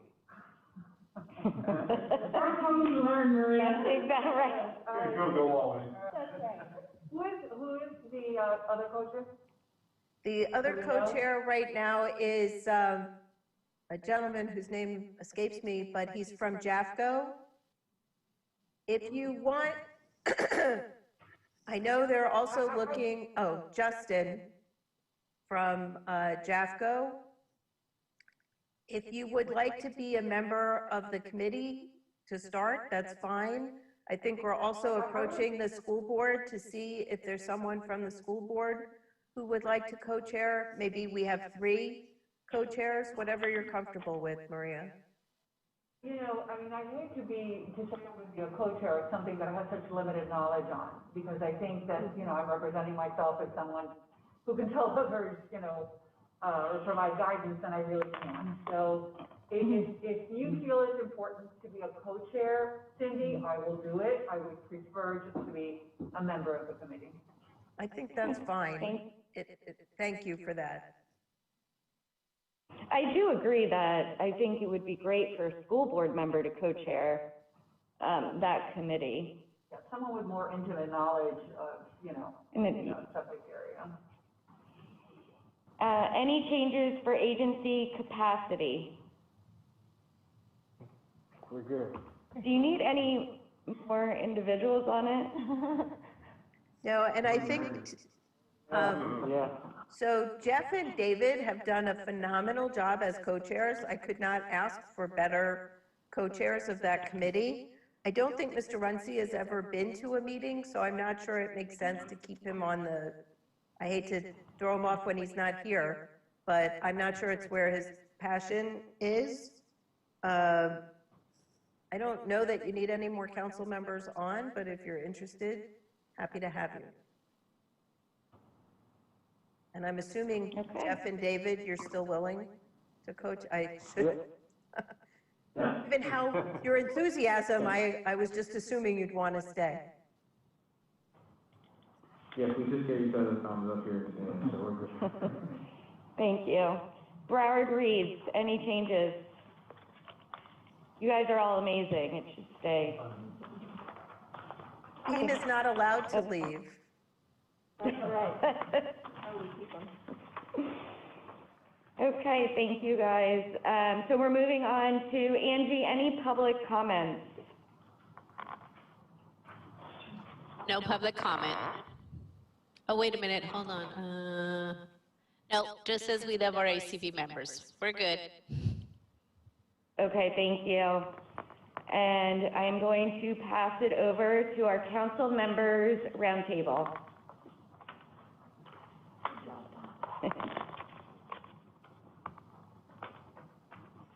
Thank you, Madam Chair.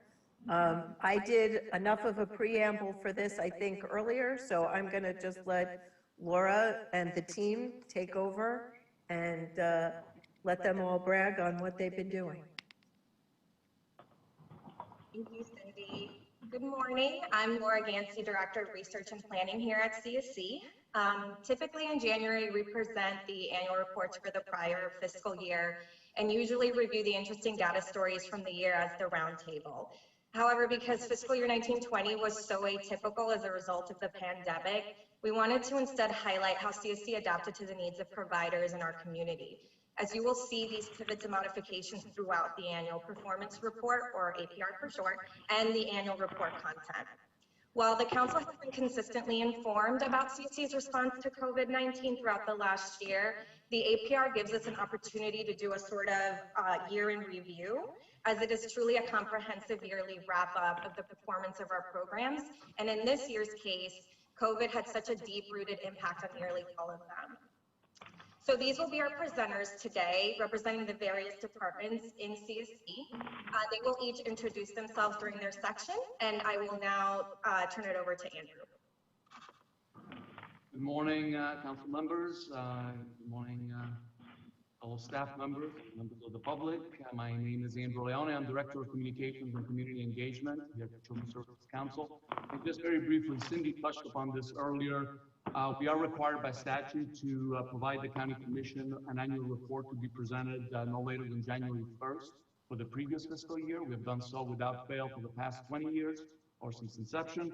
And because of the very extensive nature of the annual performance measure report that Laura lead in producing, that cover many of the same areas. Last year, we decided that the annual report, rather than being a standalone piece, could serve as an executive summary of what's being reported in the annual performance measure and go more on a global, give a more global view. But it's also the kind of document that allows for a bit more narrative. We are able to talk a little bit about the community initiatives, the different kinds of engagements, while still maintaining the same look and feel of the annual performance measure, so that it is clear that the two documents are basically connected. So, you know, the shared cover, art, design, and all these give that impression and substance to the fact that these are two connected documents. So now I'm going to give it back to Laura to talk a little more about the annual performance measure. See you later. Andrew. So the annual performance report is really the mechanism through which we're able to holistically view how our funded programs are performing each fiscal year. And each page focuses on one specific program and includes information on programmatic and fiscal monitoring results, as well as performance measurement results and budget utilization and number of participants served. The visuals and the icons on each page are meant to give you a quick view of a program's performance, and then the narrative provides further details and explanations. There's also a summary spreadsheet of outcome performance by program at the end of the report that gives you a bit of a quick view of overall results. The cover pages for each service area include data stories that reflect interesting trends or patterns noted in the fiscal year. That give us a little bit more information in terms of what can inform service delivery or demonstrate impact beyond the individual performance measures. So CSC, as we know, has used the results-based accountability RBA model to conduct comprehensive program evaluation for many years. The model uses three main questions to analyze program performance and impact. How much did we do? How well did we do it? And is anybody better off? Each of our departments has a role in carrying out this model, with program services and payload conducting program reviews and fiscal conducting administrative monitoring to answer the first two questions. And the research team conducts performance and outcome measurement to identify if service delivery is making an impact on participants. So of course, we know the COVID-19 pandemic caused many CSC-funded providers to dramatically change their service delivery models or shut down entirely at some point in 2020. As a result, program evaluation for fiscal year 1920 was modified, and expectations and targets were adjusted to reflect programs' inability to provide face-to-face services to participants and to capture outcome data in many of the traditional ways. This annual performance report highlights how funded programs continue to provide high-quality services to Broward's children and families as they swiftly and successfully adapted to meet new and changing needs.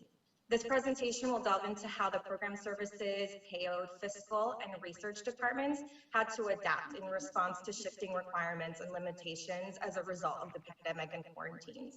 So now I'd like to turn it over to Nancy. Hi, good morning. I'm Nancy Cohen, Director of Program Services. I'm first going to touch base on our contract administration and procurement system. First giving kudos to Marlando and team who developed the system. And we've launched the procurement component this year.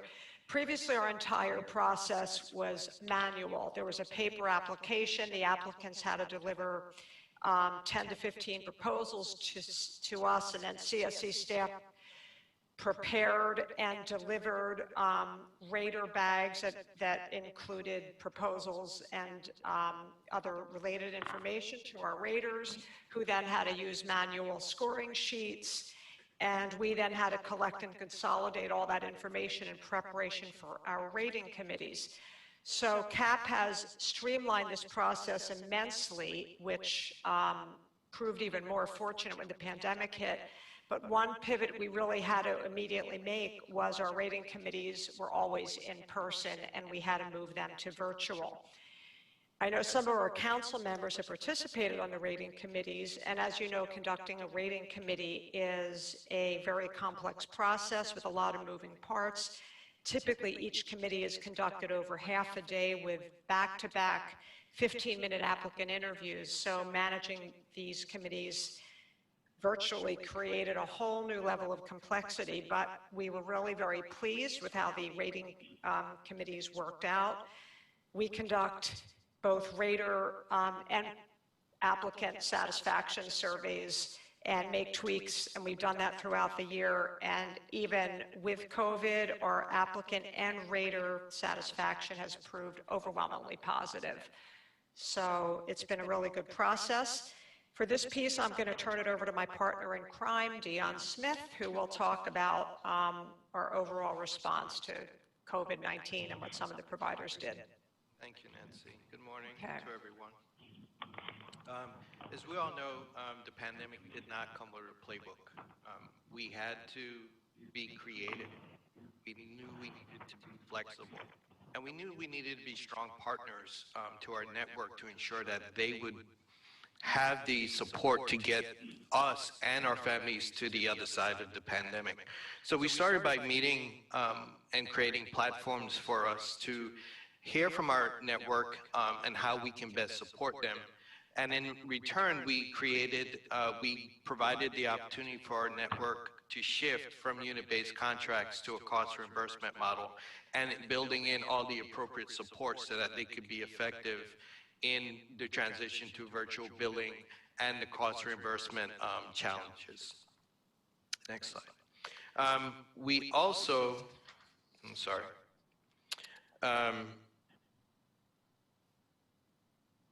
we wanted to support our providers by ensuring that they had all the tools necessary to transition. So we did things like we purchased licenses for Zoom accounts so that there would be limited to no service interruption to our families.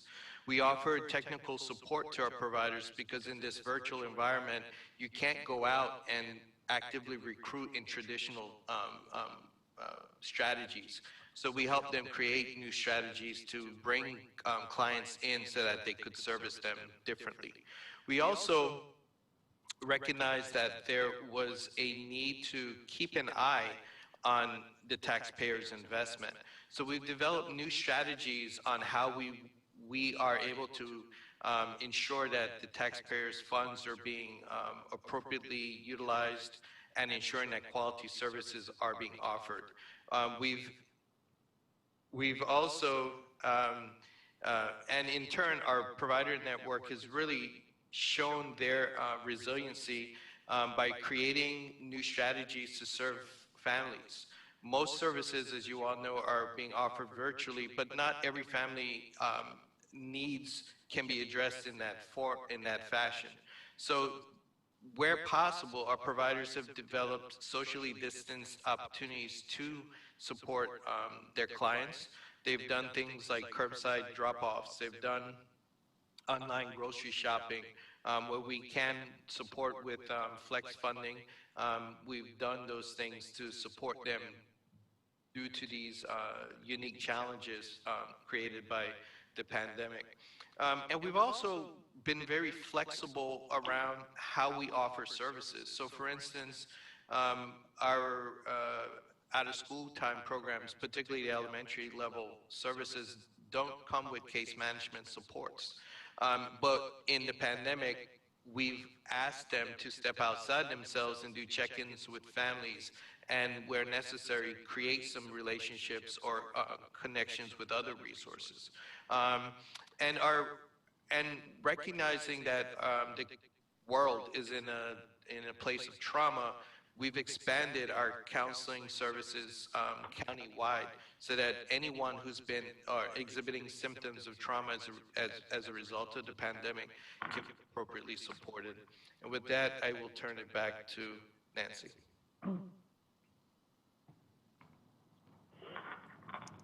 Okay, school health. CSC has been providing school health services since 2001 in a partnership with Broward County Public Schools and the Department of Health.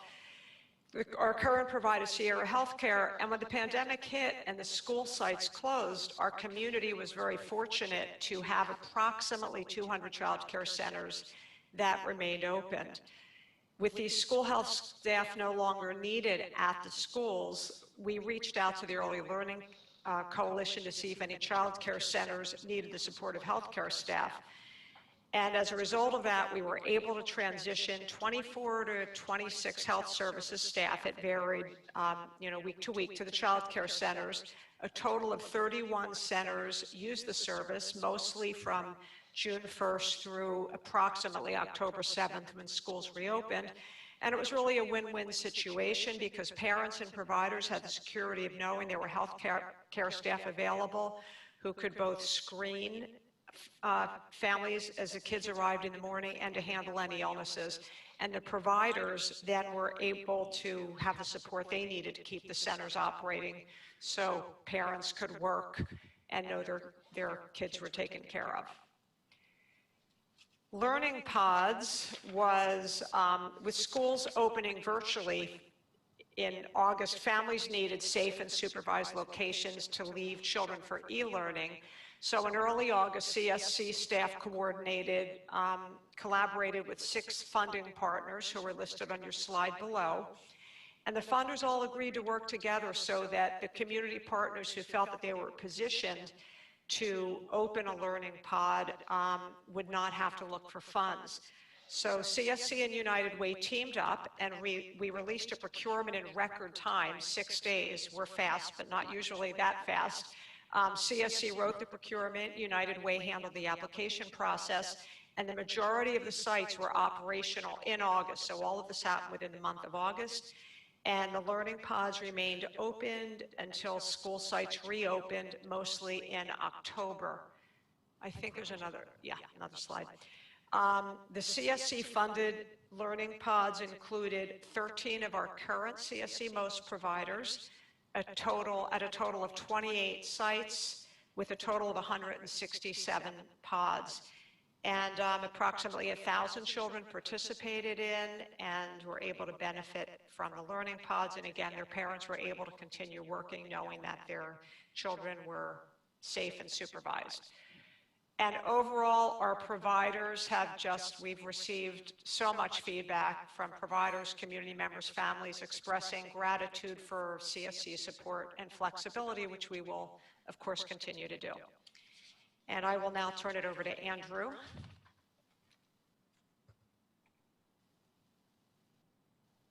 Thank you, Nancy. So one of the first things that the council had staff turn our attention to at the beginning of the pandemic as a priority was to support children and families affected by the school closings and the increased jobless rate affected in the hunger and food insecurity spheres. So we began to expand food distribution. We had already a number of contracts and we expanded them. We increased the number of agencies that we work with. We had never funded Feeding South Florida before in food distribution. We hadn't in a long time. And so there were many different ways in which we also tapped into the federal funding for the farm to family programs, Harvest Drive, Mobile School Pantry. All of these agencies reinvented themselves to be able to meet the need, the increased need, change their models of distribution, and stepped up. And in the process, we use these food distribution channels to continue partnering and distributing important resources to the community. The census materials, the Department of Health's kid care registrations, the COVID, Sandra mentioned before some of these. We partner with organizations that help to fund, for example, for Mobile School Pantry, all of a sudden they needed thousands of bags to be able to pre-pack and distribute through drive-bys, as opposed to the school, the farmers market model that they had before. So many community organizations stepped up and helped to fund thousands and thousands of these grocery bags. Title I, every food distribution included in one way or another book distributions as well. So, and the families, as in this picture, they were grateful for it. The summer break spot, which could no longer be a congregant, everybody sitting together sharing a meal, situation also changed to drive-by or not drive-by distributions outside of the community center and the housing authorities, where other enriching activities were included, some virtual, some with partners like Young at Our Museum that distributed some materials. The Back to School Extravaganza is really our biggest community engagement event of the year. We had to pivot twice on this one. At the beginning of the year, we were going to do the usual 4 events over 2 weekends, big events, thousands of people coming through. That obviously wasn't going to work. In March, we reinvented it to be 10 drive-bys over 1 week at 10 different locations, including food distributions. There was a big spike in infections around July, and the team decided that that was not going to be a safe alternative. So we pivoted again, where the school, the Broward County Schools warehouse became the hub where agencies would come in and pick up the boxes of backpacks, thousands of them, almost 13,000 backpacks were distributed with volunteers, Hands on Broward, and distributed them through the agencies that serve the families that needed them. One exception was a partnership with Crockett Foundation and the BSO and the city of Pompano, where we combined the food distribution with mobile school pantry and about 500 backpacks distributed. PPE distribution with the Coordinating Council of Broward helped to coordinate at the very beginning some funding from the CSC and other partners, where we distributed through drive-by to agencies that were still delivering services thousands of different PPE masks, sanitizers, hand sanitizers, and so forth. So Hands on Broward was also pivotal in that. The Department of Health donated, made available about 50,000 reusable masks that we've been distributing, and the Near Foundation out of Illinois gave us 100,000 disposable ones that we've been distributing. So this is an ongoing process going on. From our engagement side of the house, one of our main purposes throughout this pandemic has been to support all the funded agencies in getting their message out that they're still viable, they're still working, we're still there using the full spectrum of media and supporting them, whether it's to support a drive-by graduation, the learning pods, any kind of activity that would justify taxpayers' funding of their continued work. We have been doing that using the full spectrum of media. And with that, I will turn it over to my colleague, Adama Dusil. Thank you, Andrew. As Andrew mentioned, I'm Adama Dusil, Assistant Director of Training and Capacity Building, and payroll team member. So in terms of training, one of the challenges that we faced was ensuring a smooth transition from in-person to virtual, and selecting the correct platform that would make that best for our large body of training attendees, as well as for our facilitators, and something that our staff could manage. The first thing that we did was assessing the needs, first of our training attendees and what they would like to see, especially in light of what was happening with COVID, and also their technological capabilities, one of the attendees and of the facilitators. And we also wanted to make sure that we had enough time to do so where we wouldn't lose too much ground. Something that I can highlight is the fact that we took a phased approach to doing this and created a task force. And the task force was very pivotal in making sure things moved smoothly. One of the benefits of the task force is the continual feedback between the trainers, the facilitators, and the attendees to make sure that we were doing things the correct way. And one of the great highlights again from that is that we actually had trainings that filled up in record time. So it just created a whole seamless approach and a whole seamless system that we really, to this day, are benefiting from. And we were also told by some of our facilitators that CSC actually had a model that was the best in 3 counties. We had people that were training in West Palm Beach, Miami, and Broward, and the level of help and technical assistance that they received really made it a smooth and seamless process. So I have the numbers up there in terms of the number of trainings that we were able to host. We definitely were able to maintain the quality and integrity that CSC is known for, addressing the high demand. We had trainings that filled up in less than an hour. and also responded to changes in the workplaces. We found folks were either out of work, or found themselves working in a different environment that they needed to adapt to. So we put out live trainings as well as recorded trainings to make sure that we could respond to that. And also mindfulness, self-care, and mental health resources were a huge issue. And we made sure that we increased the number of suicide prevention trainings and also created special trainings specifically for our frontline staff and parents trying to navigate the home and e-learning environment. So for agency capacity building, we were able to pivot to make sure that the information about the Paycheck Protection Program and also other economic relief efforts that were out there specifically for nonprofits, especially child and family serving nonprofits, were communicated in a way that our nonprofits would benefit from. We work really closely with our partners at SBDC, Small Business Development Center of South Florida, to really serve as our translators for the information that was coming out from SBA. There were new things coming out on a daily basis and very hard to decipher with very short turnaround times and a lot of requirements to be able to qualify. So we made sure that that information was translated. And another thing, it really allowed for our local organizations to get a leg up and to get their applications in on time, working with banks and other institutions. And we can say both 211 Broward and Hands on Broward directly were impacted in a positive way, and were able to access loans because of that. Another innovation working with our two new council members was the development of a chat and chew concept that bridged time in between our quarterly ACB meetings, within which we would have more touch points with our members, and that is actually going live next month. So, we were really well positioned to pivot to a virtual setting. We increased the number of newsletters from monthly to weekly, and put out over 50 during the time that we've been out for COVID, and even more so now in the new fiscal year.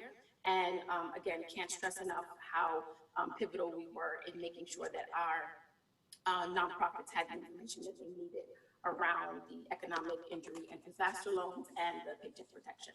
So in terms of racial equity, one thing that I can highlight is we really have been at the forefront of responding to the social unrest after the untimely murder of George Floyd.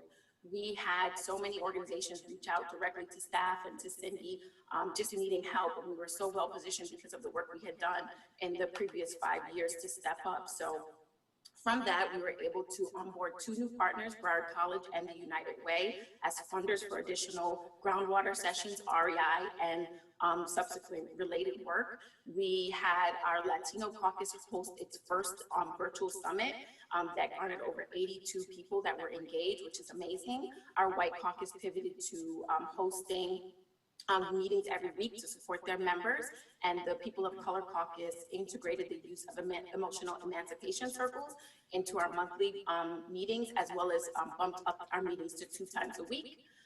In addition, we were able to work with our partners at the Racial Equity Institute and offer a series of virtual groundwater set of presentations, and we engaged hundreds of new members in our community that now potentially could be a part of the 2-day, as well as other affinity groups. And we created, as we presented at a roundtable previously to you guys, the CEOs for racial equity. So all in all, we've really been able to continue the hard work that we've been doing in those 3 areas, despite the fact that we've had to do so virtually. So now I will turn it over to Kathleen for the fiscal report. Thank you, Adama. Good morning.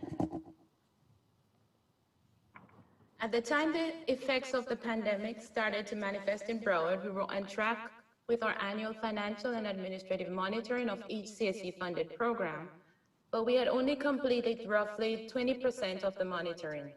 We then realized that we were no longer able to go out to the agencies in person, and staff at the agencies and CSC staff were now working from home. And we roughly had 110 programs, roughly 59 agencies that we still needed to monitor for the remainder of the year. This forced us to conduct our monitoring using virtual platforms such as GoToMeetings, Teams, and Zoom. Using these platforms, we were able to efficiently communicate with our providers, meet, and conduct our monitorings virtually. We also modified our monitoring tool to adapt to the new virtual procedures.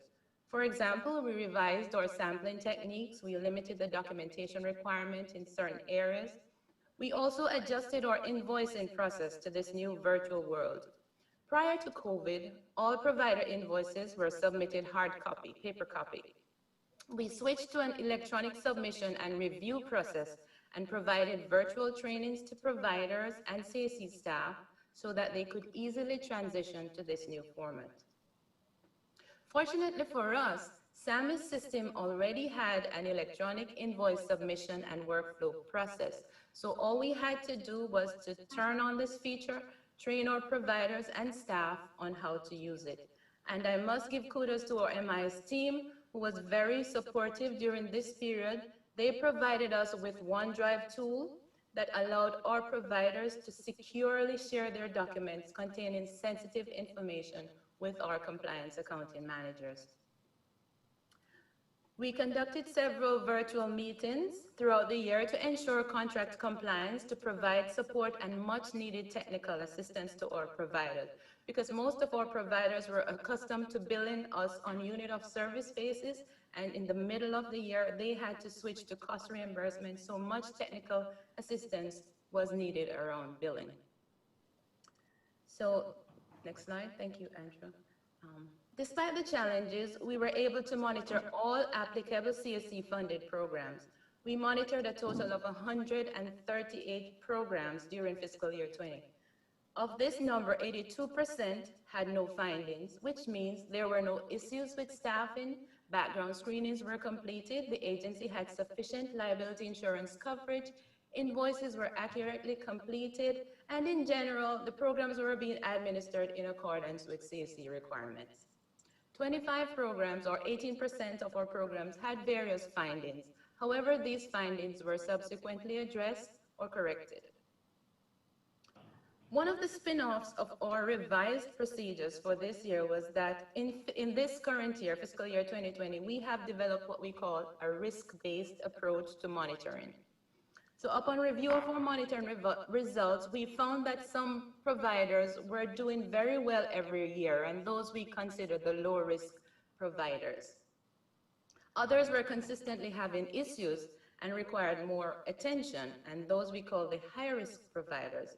So our focus in this year, fiscal year 2021, is to put more of our efforts into those programs that have the higher risk and require more technical assistance.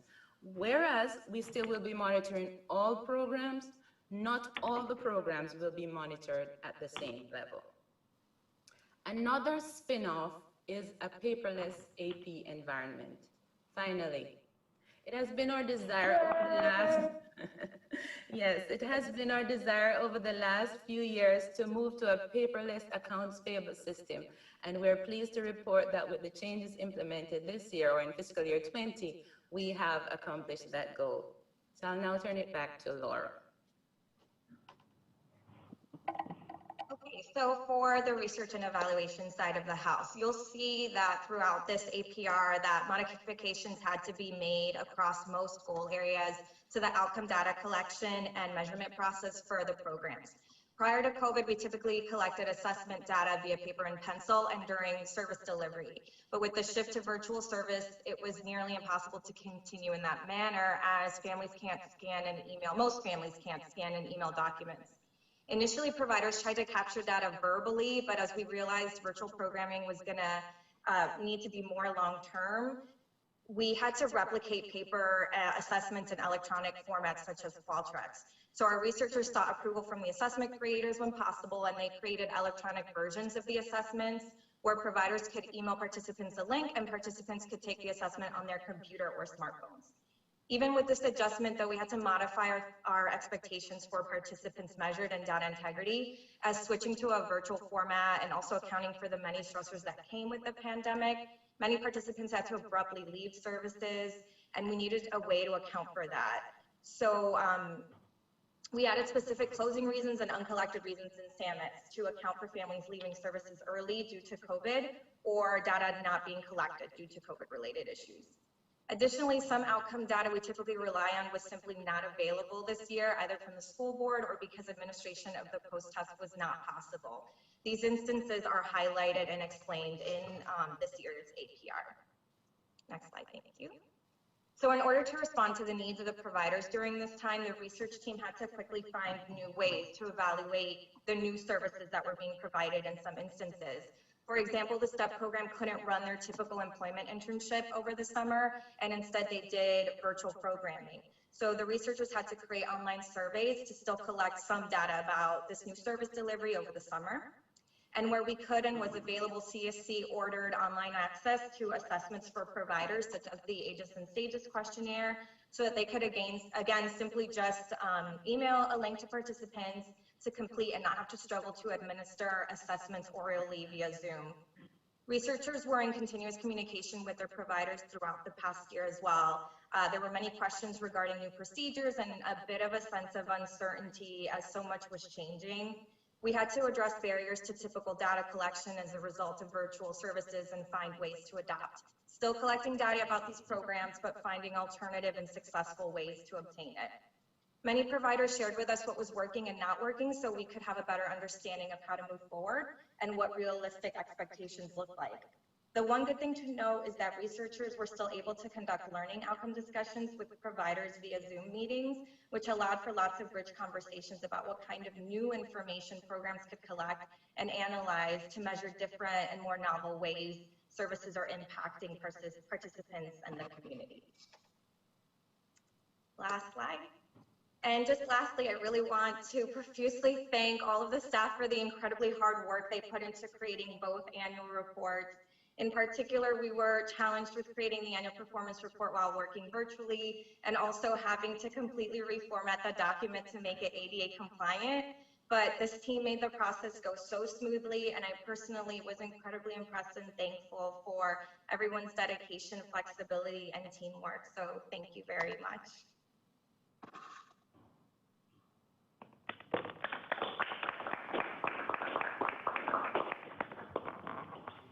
Thank you, guys. That was really a terrific overview of all the work that you have been doing. Are there any questions? Of course, I have a question. Kathleen, when you said 82% had no findings and 18% had findings, how does that relate to previous years? Was that a big difference? I don't need specifics, but. No, it was not. Usually we have about 80% without findings each year. Thank you. And Adama and Nancy, the fact that you were able to go virtual so successfully, do you see that continuing when we are out of COVID? Go ahead, Adama. I think we're very open to the possibility of it. I don't think anything is going to be what it was before we went out due to this pandemic. So the one thing I'm proud of is just as an organization, we've been so great at pivoting, and I know that we'll continue to kind of work in that manner and see what the needs are and just be responsive to that. Yeah, and I think we're finding that some of the things we're doing are really kind of neat, and it's one of the things that we will be debriefing to see how we want to shift our current processes and maybe incorporate some of what we've had to do because of COVID. I'm curious, did you have more participants because it was virtual? In the training? Yeah. Do you think more people participated because they had an opportunity because it was virtual, or?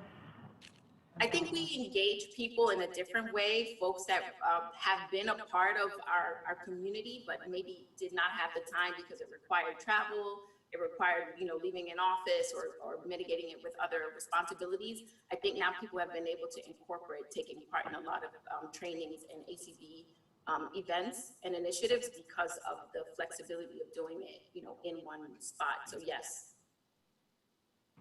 And last question for Andrew.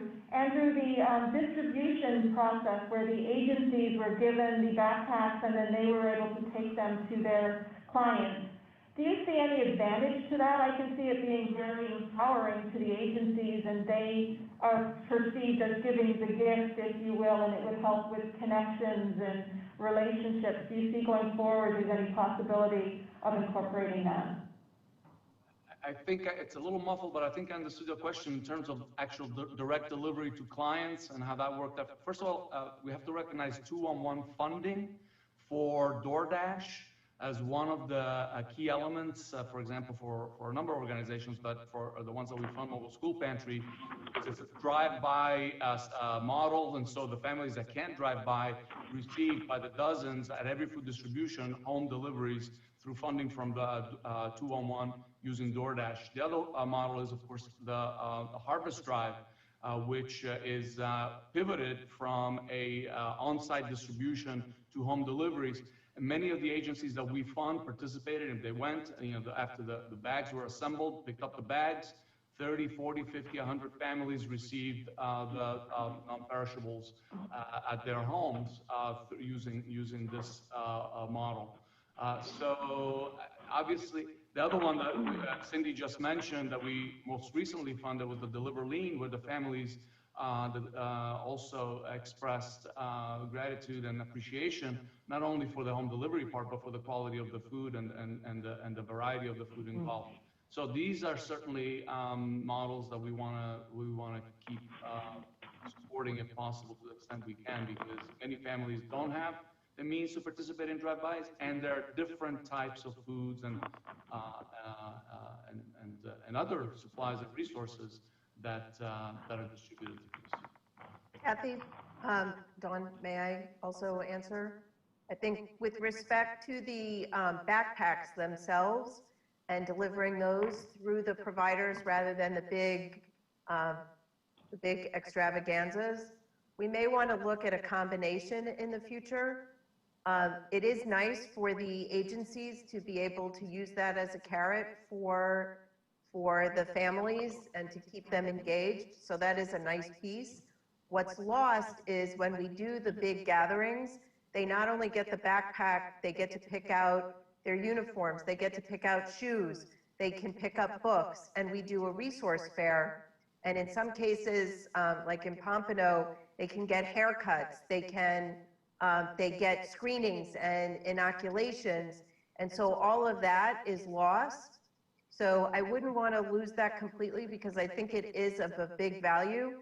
It's certainly easier for us not to do the big extravaganza, but they also get connected to kid care. So there's just so much involved that they have access to that serves them more holistically than just getting a backpack, that I wouldn't want to lose that completely. But maybe some combination in the future would make sense. So Sandra yesterday actually led the very first back to school extravaganza committee meeting where these topics were covered. For example, one of the things that came out is how do we incorporate a resource fair element in these different models? We don't want to lose the fact that, as Cindy's saying, when families go to the big events, they receive all kinds of other resources, information. The shoes and uniforms were still distributed this year out of the one of the school's resource centers. Not to the same extent though, and part of the shopping experience that was a big part of the back to school extravaganza was lost. So another thing that we discussed yesterday was to now incorporate a food distribution component, which was not there before, to whatever it is that we do moving forward, because that is a need that is not going away. So those are some of the things that were discussed at yesterday's first meeting as we're trying to discern what is the summer going to look like and what kind of model we'll be able to use when the time comes. Yeah. That's all the questions. Thank you. Thank you. Anything else before we adjourn? Do I need a motion? Okay, so big happy birthday, Beam. Enjoy the rest of your day. And it is 11:57. We'll adjourn. Thank you. Thank you. Congratulations. Happy birthday, Beam. Congratulations, Dawn. We'll be in touch. remember it was cold. Okay. It's cold in here all It- day. I- But there's lots of people in here too. And I, Is that what it is?